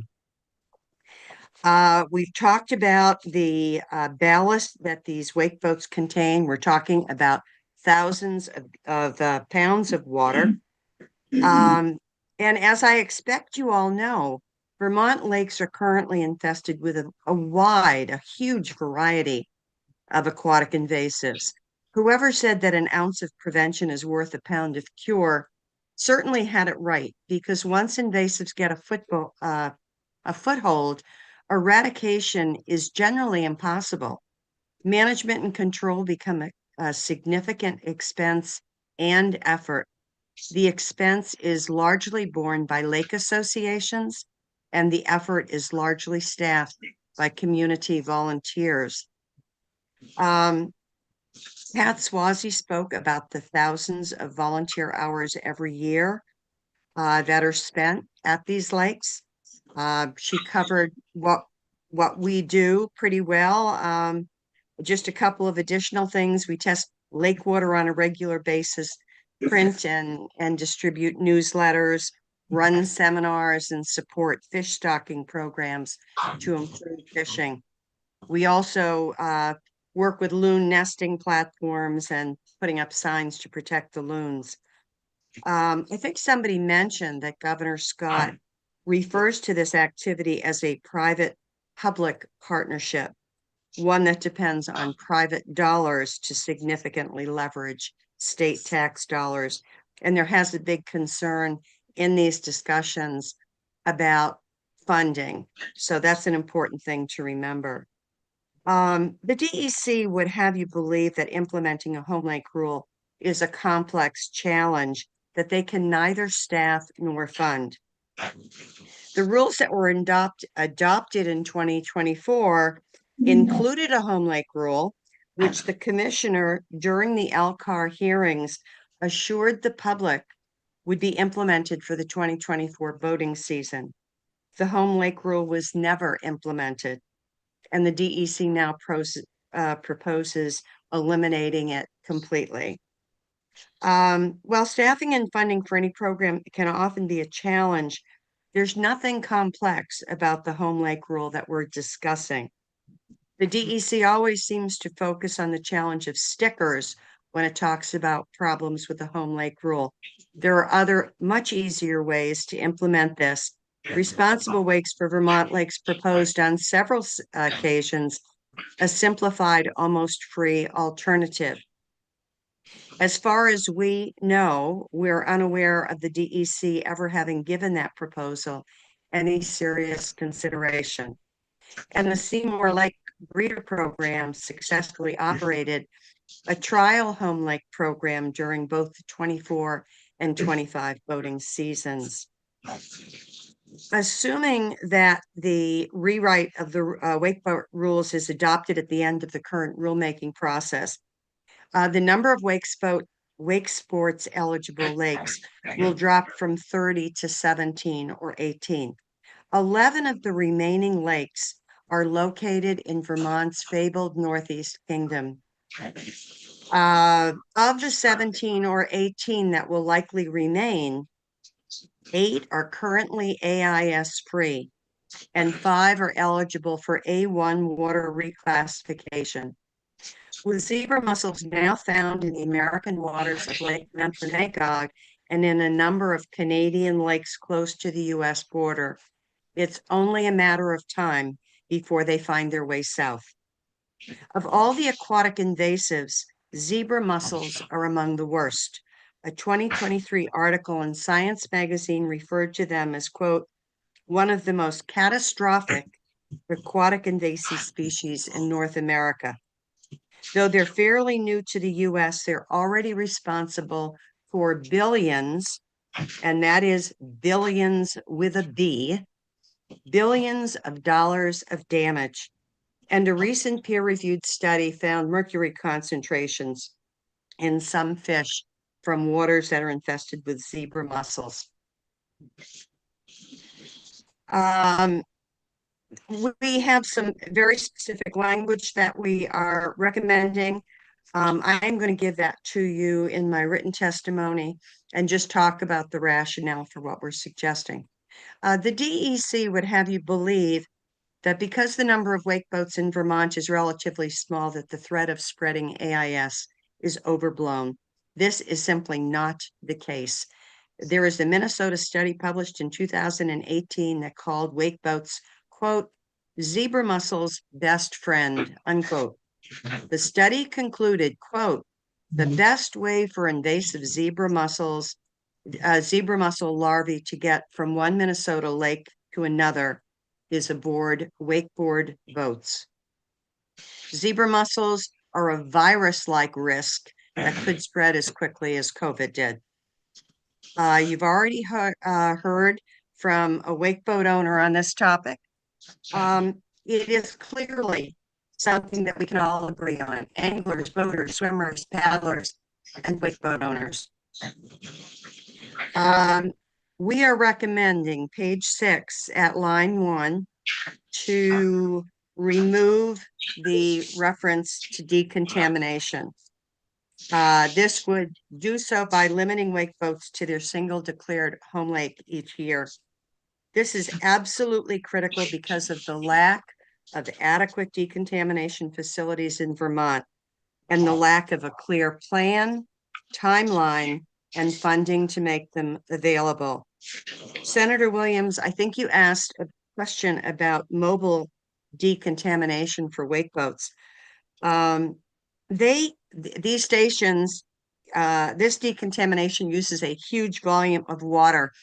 So you can't transport that amount of water easily. They also need electricity to do their work. Beth Torpe, who will speak next, I believe, Pat Swazi and I were all part of the stakeholders group that contributed to the DEC decontamination plan that was discussed yesterday.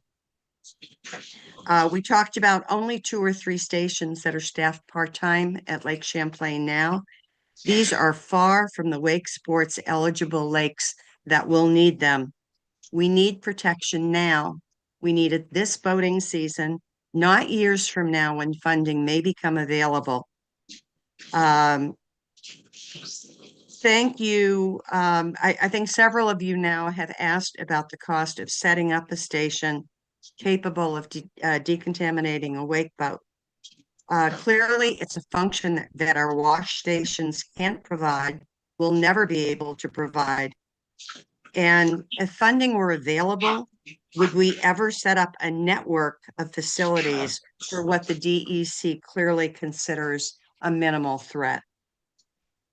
On page 6, at line 7, we're suggesting, quote, a person who owns or controls the wake boat shall have available evidence of a home lake declaration provided by A&R to present to a greeter or enforcement person when requested. The DEC has stated that they're unable to develop a home lake sticker or decal program. This gives them flexibility to develop something very workable for them. We feel a brief application to the agency and a letter of home lake registration issued by the agency would be a very simple, workable solution, not an administrative burden. The DEC keeps saying that the number of wake boats is small. Clearly, what we are proposing is not a gargantuan lift.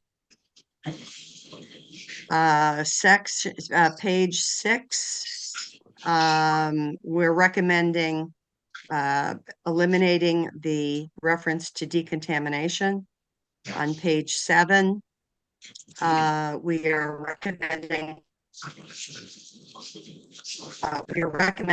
that the greeters or other local programs be authorized to alert anyone in violation that entry is prohibited. This is nothing more than we are already doing with respect to someone trying to launch a jet ski on a lake where they're not permitted. So this precedent has already been established. Mrs. Leader, can I? On page, Sorry, you broke up there a little bit. Can you just make that recommendation again? It was just a little hard to hear you for a second. yes, this is on page 7 at line 3, inserting language that we have for you that would permit the greeter, the established greeter or other local program to alert that the watercraft owner, their entry is prohibited because of violations on the home lake or the 1454. That is already being done for jet skis, which have set a precedent for how that sort of thing is handled. On page 7, we particularly like the requirement that vessels be drained after leaving a water of the state. And this is another incentive for keeping these boats on a single lake. We would like to see added on page 8 at line 18, something like within 60 days of passage of this bill, ANR shall have prepared a home lake registration form, a home lake confirmation designation letter to be sent to owner operators, and have made appropriate information about the rule available on the Lakes and Ponds website. We recommend adding this language because ANR has a history of ignoring regulatory directives if they find them to be inconvenient. So this would be a legislative directive, not a request. I would like to conclude my testimony by emphasizing again that aquatic invasives are a forever curse. Once they take hold in a lake, eradication is virtually impossible.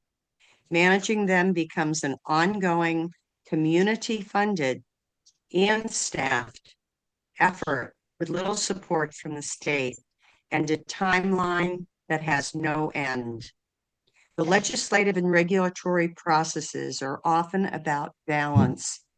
Here, the challenge is balancing the desire to provide public access against the need to protect our water resources. Vermont faced a similar challenge years ago when it established regulations that allowed many lakes to prohibit the use of jet skis. With this legislation, we ask you to consider that balance again and to support more protection of our water resources. If other portions of this bill as currently drafted are found to be controversial, we respectfully request that you move a narrowly focused home lake bill forward to a vote. It would be a tragedy if this home lake portion of the bill fails to pass because of disagreement over control and management of our boat launch sites. Vermont's lakes are at risk. You can help reduce that risk by supporting this bill. A home lake rule is a simple, cost-effective strategy to prevent the further spread of aquatic invasives. And it won't solve all the problems, but it would be an important and really significant step toward protecting our lakes. Please make passing this bill a priority this year. We know it has bipartisan support in both the Senate and the House. Thank you. Thank you. And I think we have a question from the room. Yeah, quick question. This is Senator Baumgart from Bennington County. The whole, I understand all the logic of the home lake rule. In fact, the home lake rule, in fact, I support it. But the question I have is, what do we do with boats that come in from out of state during the season? Because they can, so controlling it within Vermont is great, but maybe that's only half the issue, and the other half is other boats coming in, carrying other wake boats coming in and carrying the zebra mussels or whatever. Would it be unreasonable to simply say you can't put an out-of-state wake boat in Vermont unless you can prove it's been decontaminated? Yeah, the problem is proof of decontamination. That's huge. There are a number of ways you could get at this. I mean, you could, in the registration form, simply ask, has this boat been in any other bodies of water since January 1 of the calendar year? If so, where? Hopefully people would be honest. You could have a date for registration of the home lake, so that someone couldn't come in on August 1 with an August 5 cottage rental and say, well, I want to register this as my home lake. There's no perfect system. But we can't let the perfect get in way, of the good or the better. And, keeping as many of these boats on a single lake really, really helps the problem. Yeah, okay, so my point wasn't either or, I'm just really wondering if you can help us think about what we do with out-of-state boats coming in that are contaminated and coming in for 2 weeks and contaminating a lake. That worries me as much as does a boat moving around from lake to lake in Vermont. Right. It seems that the way the statute is currently drafted, and with the suggestions that we include, that flexibility would be available for the DEC. And with help consulting with our team, with Responsible Lakes, with wake boat owners, that we would be able to come up with something to help. Great. All right, well, thank you very much. Appreciate your testimony. Thank you. Yeah, all right, so we're gonna move on to Ms. Torpy, who is also with us digitally. Welcome. Good morning, everyone. My name is Beth Torpy. I'm a resident of the town of Morgan, and I'm here to talk about decontamination of motorboats. I'm qualified to speak to you about decontamination due to the fact that I set up one of the first boat wash stations in the state of Vermont at Seymour Lake and have been managing a greeter program there for over 10 years. I've also worked as a greeter for 15 years at both Willoughby and Seymour, and that includes operating the boat wash station. My career has been as a scientist in the environmental field for over 40 years, with 25 of those years working in aspects of aquatic invasive species prevention. Fun fact, the current greeter program and patrol model that ANR recommends is based on the first grant that I submitted in 1999. I've also taught college classes in freshwater ecosystems for the Vermont State College system for over 10 years, and I'm also on the board of the Federation of Vermont Lakes and Ponds with Pat Swazi, who testified earlier, and I am the chair of the statewide Aquatic Invasive Species Committee. And the first thing I wanted to address, I think has been well addressed so far, is that the boat inspection, the wash stations that are found at the public access areas are not sufficient for wake boat decontamination. Wake boat decontamination is a much more complicated process. And at the fishing access areas, due to state regulations, we don't have a consistent available water source. We actually have to pay for water to be delivered. Electricity has not been allowed, and we're not allowed to construct water containment areas from the wash process. But because Seymour is so large, we've been able to overcome these obstacles, but we're certainly limited in our future use. So wake boat ballasts are difficult to decontaminate because they are a closed system and impossible to inspect. Each wake boat manufacturer has a different configuration, and each boat can have 3 to 6 internal ballasts with volumes between 200 and 600 gallons of water. And Jim Mitchell addressed that a little bit. In-depth training and special equipment are required, which include a reliable water supply, electricity and containment area, none of which are currently allowed by the state at public access areas. And in relation to a mobile unit, as Diane mentioned, that would also be the issue, that the volume of water is quite a bit that's required. And I'm happy to provide any additional details about wake boat decontamination if there's any interest. I've done quite a few deep dives on the subject if anyone is interested.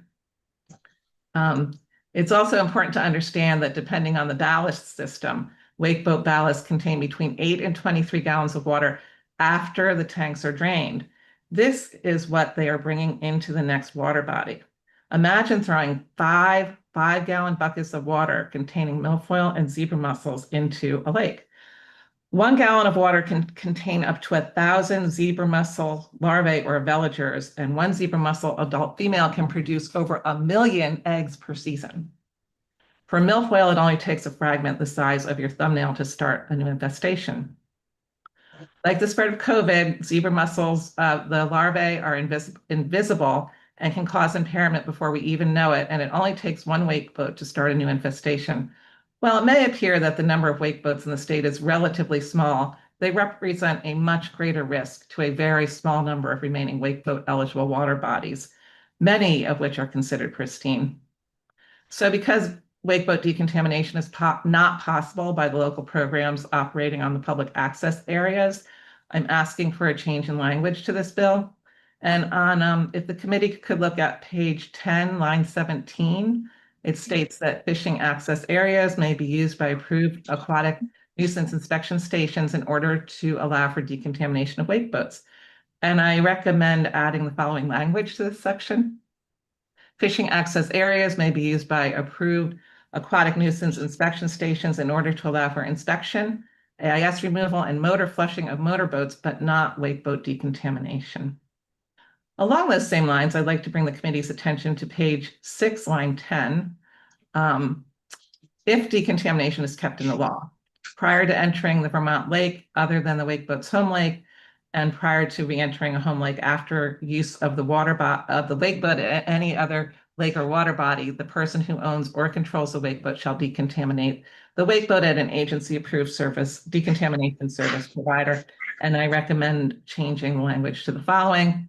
Prior to entering a Vermont lake other than the wake boat's formally declared home lake, and prior to re-entering said home lake, after use of the wake boat at any other lake or water body, the person who owns or controls the wake boat shall decontaminate the wake boat at an agency-approved decontamination service provider.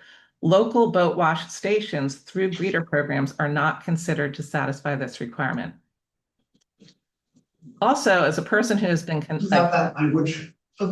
Sorry. Do we have that language? I will send it to you. I will email it to you. Okay. And it's done with this. Also, as a person who's been a consistent part of the A&R wake boat decontamination stakeholder process, I can attest that there is not currently a plan, timeline, or budget for wake boats to be decontaminated reliably for the next several years at least, perhaps longer. While the statewide decontamination infrastructure for all watercraft that is being proposed by A&R is an admirable goal, and we would absolutely love to see that happen, we are by no means anywhere close to a system that can consistently, completely, and efficiently decontaminate water boats or other watercraft at this time. The wake boat decontamination techniques are not clear, and new technological innovations still need to be considered. The costs and personnel resources are prohibitive. Without sufficient decontamination services available for wake boats, home lake rule is the only protection for our pristine water bodies. As Senator Williams has pointed out, wake boat decontamination can be expensive. As you can see, I don't know if I can share this table or not. Let me see if I can find it. I have a table here. Sorry. And just to put it out there, we are running out of time, so. Okay, I'll move along. Okay. The A&R estimates for decontamination range from 72,000 to almost 4 million. Clearly, decontamination is not ready for prime time. While the legislature is doing their best to fund education, it's not the time to add more to the budget for the decontamination stations. And there are 2 more things that I want to address, and I'll do it quickly, but the first one is that I'd like to see you add language that will protect the greeter programs. In the current use of public waters rule update, greeter communication has been limited, and the programs are threatened with losing grant funding and being denied a permit to operate on the public access. In the past, written directives from A&R have stated that a greeter may not even dissuade a boater from entering the water body. This limits the level of information that is necessary to provide adequate education for informed consent. The greeter programs are also now not allowed to develop their own educational material. By the way, almost all the greeters are now paid, but they do not want to fulfill a law enforcement role, but should be allowed to communicate and provide education. In order to ensure that greeter programs will still be allowed to function, I recommend the following language that could be inserted on page 7 after line 2. If any watercraft containing ballast attempts to enter any Vermont body of water without the requisite home lake registration, or if any watercraft determined to be in violation of any section of 10 BSA 1454 attempts to enter any Vermont water body, the established greeter or other local program is hereby authorized to alert said watercraft that his or her entry is prohibited. We're not allowed to do this right now, but it would be similar to what greeters can currently say to jet ski owners who attempt to enter water bodies where they are not allowed. And in the case of wake boats, if one was coming from out of state or country, it's very simple to refer them to an unregulated water body. We don't have to make this complicated. One last point is quarantine. In the current use of public water rules update, ANR mentions a 14-day quarantine time for wake boats between water bodies. While there is no way to ensure this is followed, it's also not scientifically supported. As Jim Mitchell pointed out, the most current protective scientific recommendation is a minimum 30-day quarantine, depending on specific conditions or a hot water decontamination. So I have the following language to add to the rule. Quarantine of wake boats does not qualify the wake boat to enter a lake without a formal home lake rule declaration, unless a panel of state agencies and stakeholders agree on scientifically valid protective quarantine policy. This panel should include greeter program personnel, scientific experts, and ANR personnel at a minimum, but may also include other interested stakeholders, such as wake boat owners and dealers. And I also wanted to point out that at Seymour, we did our own version of home lake rule when it was passed in 2024, and we're able to register all of our wake boats at no cost to ANR. And we had a registration form that was given to the wake boat owners. The wake boat owners helped us to identify the other wake boat owners. They filled out the registration form. We had a picture of the wake boat in our binder at the greeter station. And when the wake boat came in, we just check our binder. Really easy. Well, thank you so much. Did you have more? Can I just give a very quick summary here? In summary, wake boat decontamination at the public access areas is not possible. Statewide wake boat and all boat decontamination will not be available anytime soon. Home lake rule can be very easy, cost-effective, and a protective option if it's not overly complicated. Stakeholders are willing to help and have great ideas. As a matter of fact, I heard some really good ideas from Senator Williams yesterday, who recommended an RFID tagging system as well as interstate agreements. So let's find solutions instead of making excuses. And also greeter programs need to be able to communicate to educate boaters. Current wake boat quarantine times are not scientifically supported. And Vermont has been woefully unsuccessful in preventing AIS spread, as you've seen in graphs. And we need to do something about this. And it's about time. I applaud this committee for considering this bill and can't possibly thank you enough for all of your efforts. All right, thank you so much. All right, we're going to move on to Mr. Weiselman. Welcome. Welcome, everyone. Thank you, Beth. Thank you, John on the lake, for being cooperative with us. My name is David Wieselman. I am a coordinator of the Vermont Invasive Patrol program that we have on the lake. I want to thank you for letting me speak today about Section 224 and the important issue of the home lake rule. I particularly want to thank you, Senator Beck, who serves on the committee. My family lives in Caledonia County and has for over 100 years. Initially, my grandfather in the 40s built cottages on Seymour Lake. So, our family's been in that area since the late 1880s. So what I do on the lake, thanks to Beth Torpy, is I manage a group, I coordinate, a group of volunteer patrollers. We have 16 to 18 in any given year of loyal and dedicated, caring patrollers. They each have about a 1 mile stretch on the lake. But every time we go out, we always keep our eyes open. We have 3 dedicated patrols every summer, 2 to 3. And we've mentioned, we have zebra mussels and milfoil within basically 10 miles of Seymour Lake. I go out personally, thanks to my neighbors. Initially, it was 10 years with them. I'm paralyzed from a mountain biking accident at Burke in 2010. Initially, my neighbors at the lake would pick me up every day, put me in my kayak, drag me out in the lake, tell me to do my patrols, and just get out on the lake for for exercise. We are one of the last large lakes in Vermont to not have these aquatic species, these invasives. As the committee's already heard, wake boats can't fully empty their ballasts, which is particularly dangerous to Vermont's pristine lakes. I've literally had to drink out of this lake. It is literally the cleanest lake in Vermont. I've run out of water. I'm out there sometimes 4 or 5 hours kayaking. And we are truly blessed to live on Seymour Lake.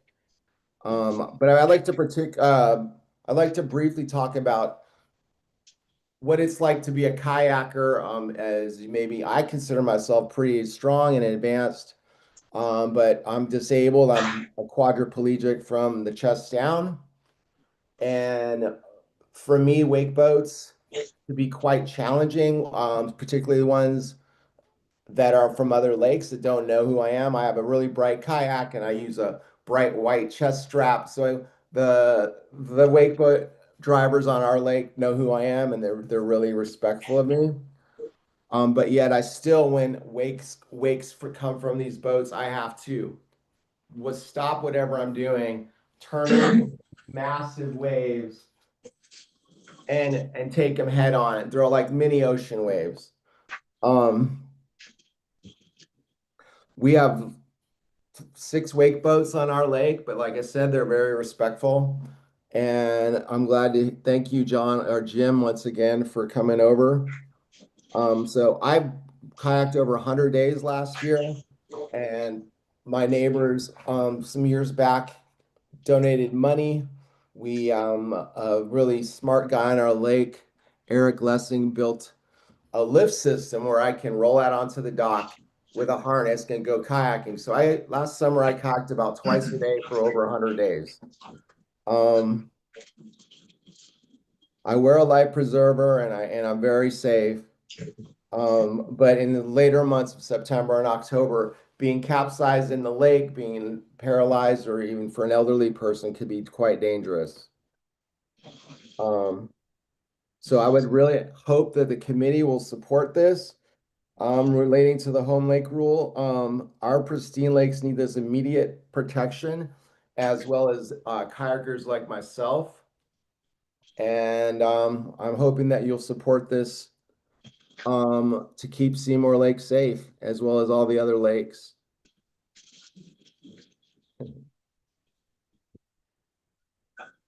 Great. And that's it.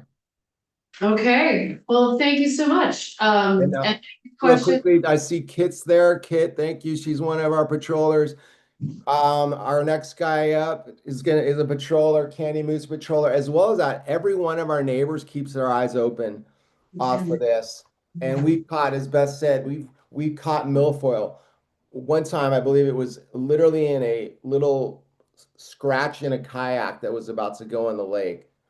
But we have no control. If people from other lakes with giant ballast boats are allowed to come into our lake, I mean, Super. it could be the end of our lake. So Okay, yeah. Well, we're hoping to prevent that. So thank you so much for your testimony. And any questions from the room? Okay, super. Thank you. All right, and so we're gonna move to Mr. Hoffman, who is joining us from Waterbury. Welcome. Hey, good morning, committee. Thank you for the opportunity. For the record, Ron Hoffman, I'm from Waterbury. Volunteer, as David mentioned, along with my wife, patrolling the lake. I'm a greeter in the early years, volunteer greeter, and pulling invasive plants from the edge of the lake. I'm here to advocate for the home lake rule. I really think it is low hanging fruit for you. It entails little to no cost. And it disrupts very few people. I mean, if you think of it, all the people in our state, how many of them use the lakes? And with a small subset that have boats. And of those, the 1% that have wake boats. And of those people, the very few by A&R's admission that want to move from one lake to the other. That's what we're talking about. Compared to like the issues of school governance and other things that you're talking about that are gonna disrupt people one way or another. This affects so few people, and it still could have a material positive impact on protecting our lakes.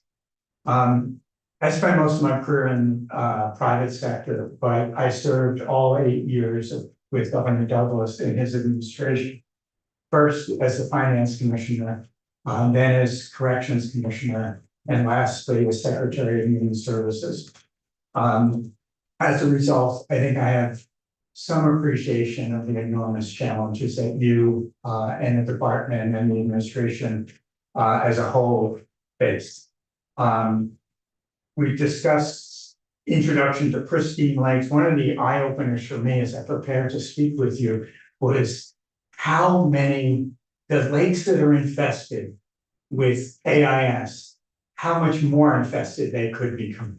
Apparently, Lake Champlain, I was told, is 53 invasives. The Great Lakes, I was told, have 180. So a place like Bomosy, that's near and dear to my heart and the happiest memories from my childhood. That lake could get so much worse than it is right now, and as well as the other lakes and ponds in your districts. I'm not a fan of wake boats, but I do have to say, and agree with David, my experience is they are very responsible and respectful operators. And the lakes, given that the lakes are a shared resource for many different stakeholders, there's got to be some give and take. And I think limiting the movement of a very few boat owners is a reasonable step to take. And you know, Michael O'Grady mentioned, and I didn't know this beforehand, that you are the stewards of the lakes, and you may delegate that authority to the agency. But I would just ask you to prioritize the environment, and the overwhelming majority of Vermonters who are completely unaware of our discussions here. They're not regular people aren't gonna be calling you about this. But at the same time, they just want to swim and boat and fish in our lakes and ponds without zebra mussels, without milfoil, without spiny water fleas, and all the other creepy things that are lurking and waiting to spread among our lakes. You know, from my perspective as former finance commissioner, we can't wait for the capital funding and the ongoing budget funding for the decontamination network to be set up. We fully support it. It makes total sense. But as finance commissioner, I came from the private sector assuming there'd be a lot of waste. There wasn't. Most of the things you spend money on, you appropriate, are good and valuable programs. Waiting in the wings are scores, probably hundreds of other ideas that came to me and come to the present finance commissioner and come to the approach committees of people wanting to spend money on worthy things. And we don't do that, and we say no 95% of the time because our current budget already strains the capacity of Vermonters to pay for it. If we're going to add something in, something else is probably going to get cut. And if past is prologue, what have we spent on this in the past? We haven't spent a lot of money. Do we really think in the coming years you're going to appropriate the substantial amount of money it would take to set up a decontamination network? I really don't see that happening. So, as was said, eradication is difficult, if not impossible. Even the cost of containment is very, very expensive. I would ask you to instruct the A&R and are good, earnest people who want the right thing, but we're frankly very discouraged about their stance on this issue. we'd ask you to instruct them to adhere to the current rule and approach this together, in a spirit of making this work successfully versus finding reasons why we should postpone action. This could be done very simply. Let's throw the vote sticker idea overboard. I mean, if it really is that complicated, forget about it. They could have a simple application. They could have a PDF on their website with some sort of truncated vote registration number and the link. No names, not the full number. Put that on their website and give people a letter. This is not a heavy lift. Given all the other things that you and we as Vermonters ask other state employees to do, where we ask them to come face to face with some of the most desperate and troubling aspects of Vermont society. By comparison, this is not that difficult. This is a WAPO's unique growing risk. There are very few people coming to the end here. Last few things. The proposal is not going to solve everything, but it's one meaningful, small but meaningful step that you can take to protect Vermont from the severe ecological and economic damage that further spread of AIS will cause. So by all means, do more. But please, please, please don't do less than what's being proposed here. I'm done. Any questions?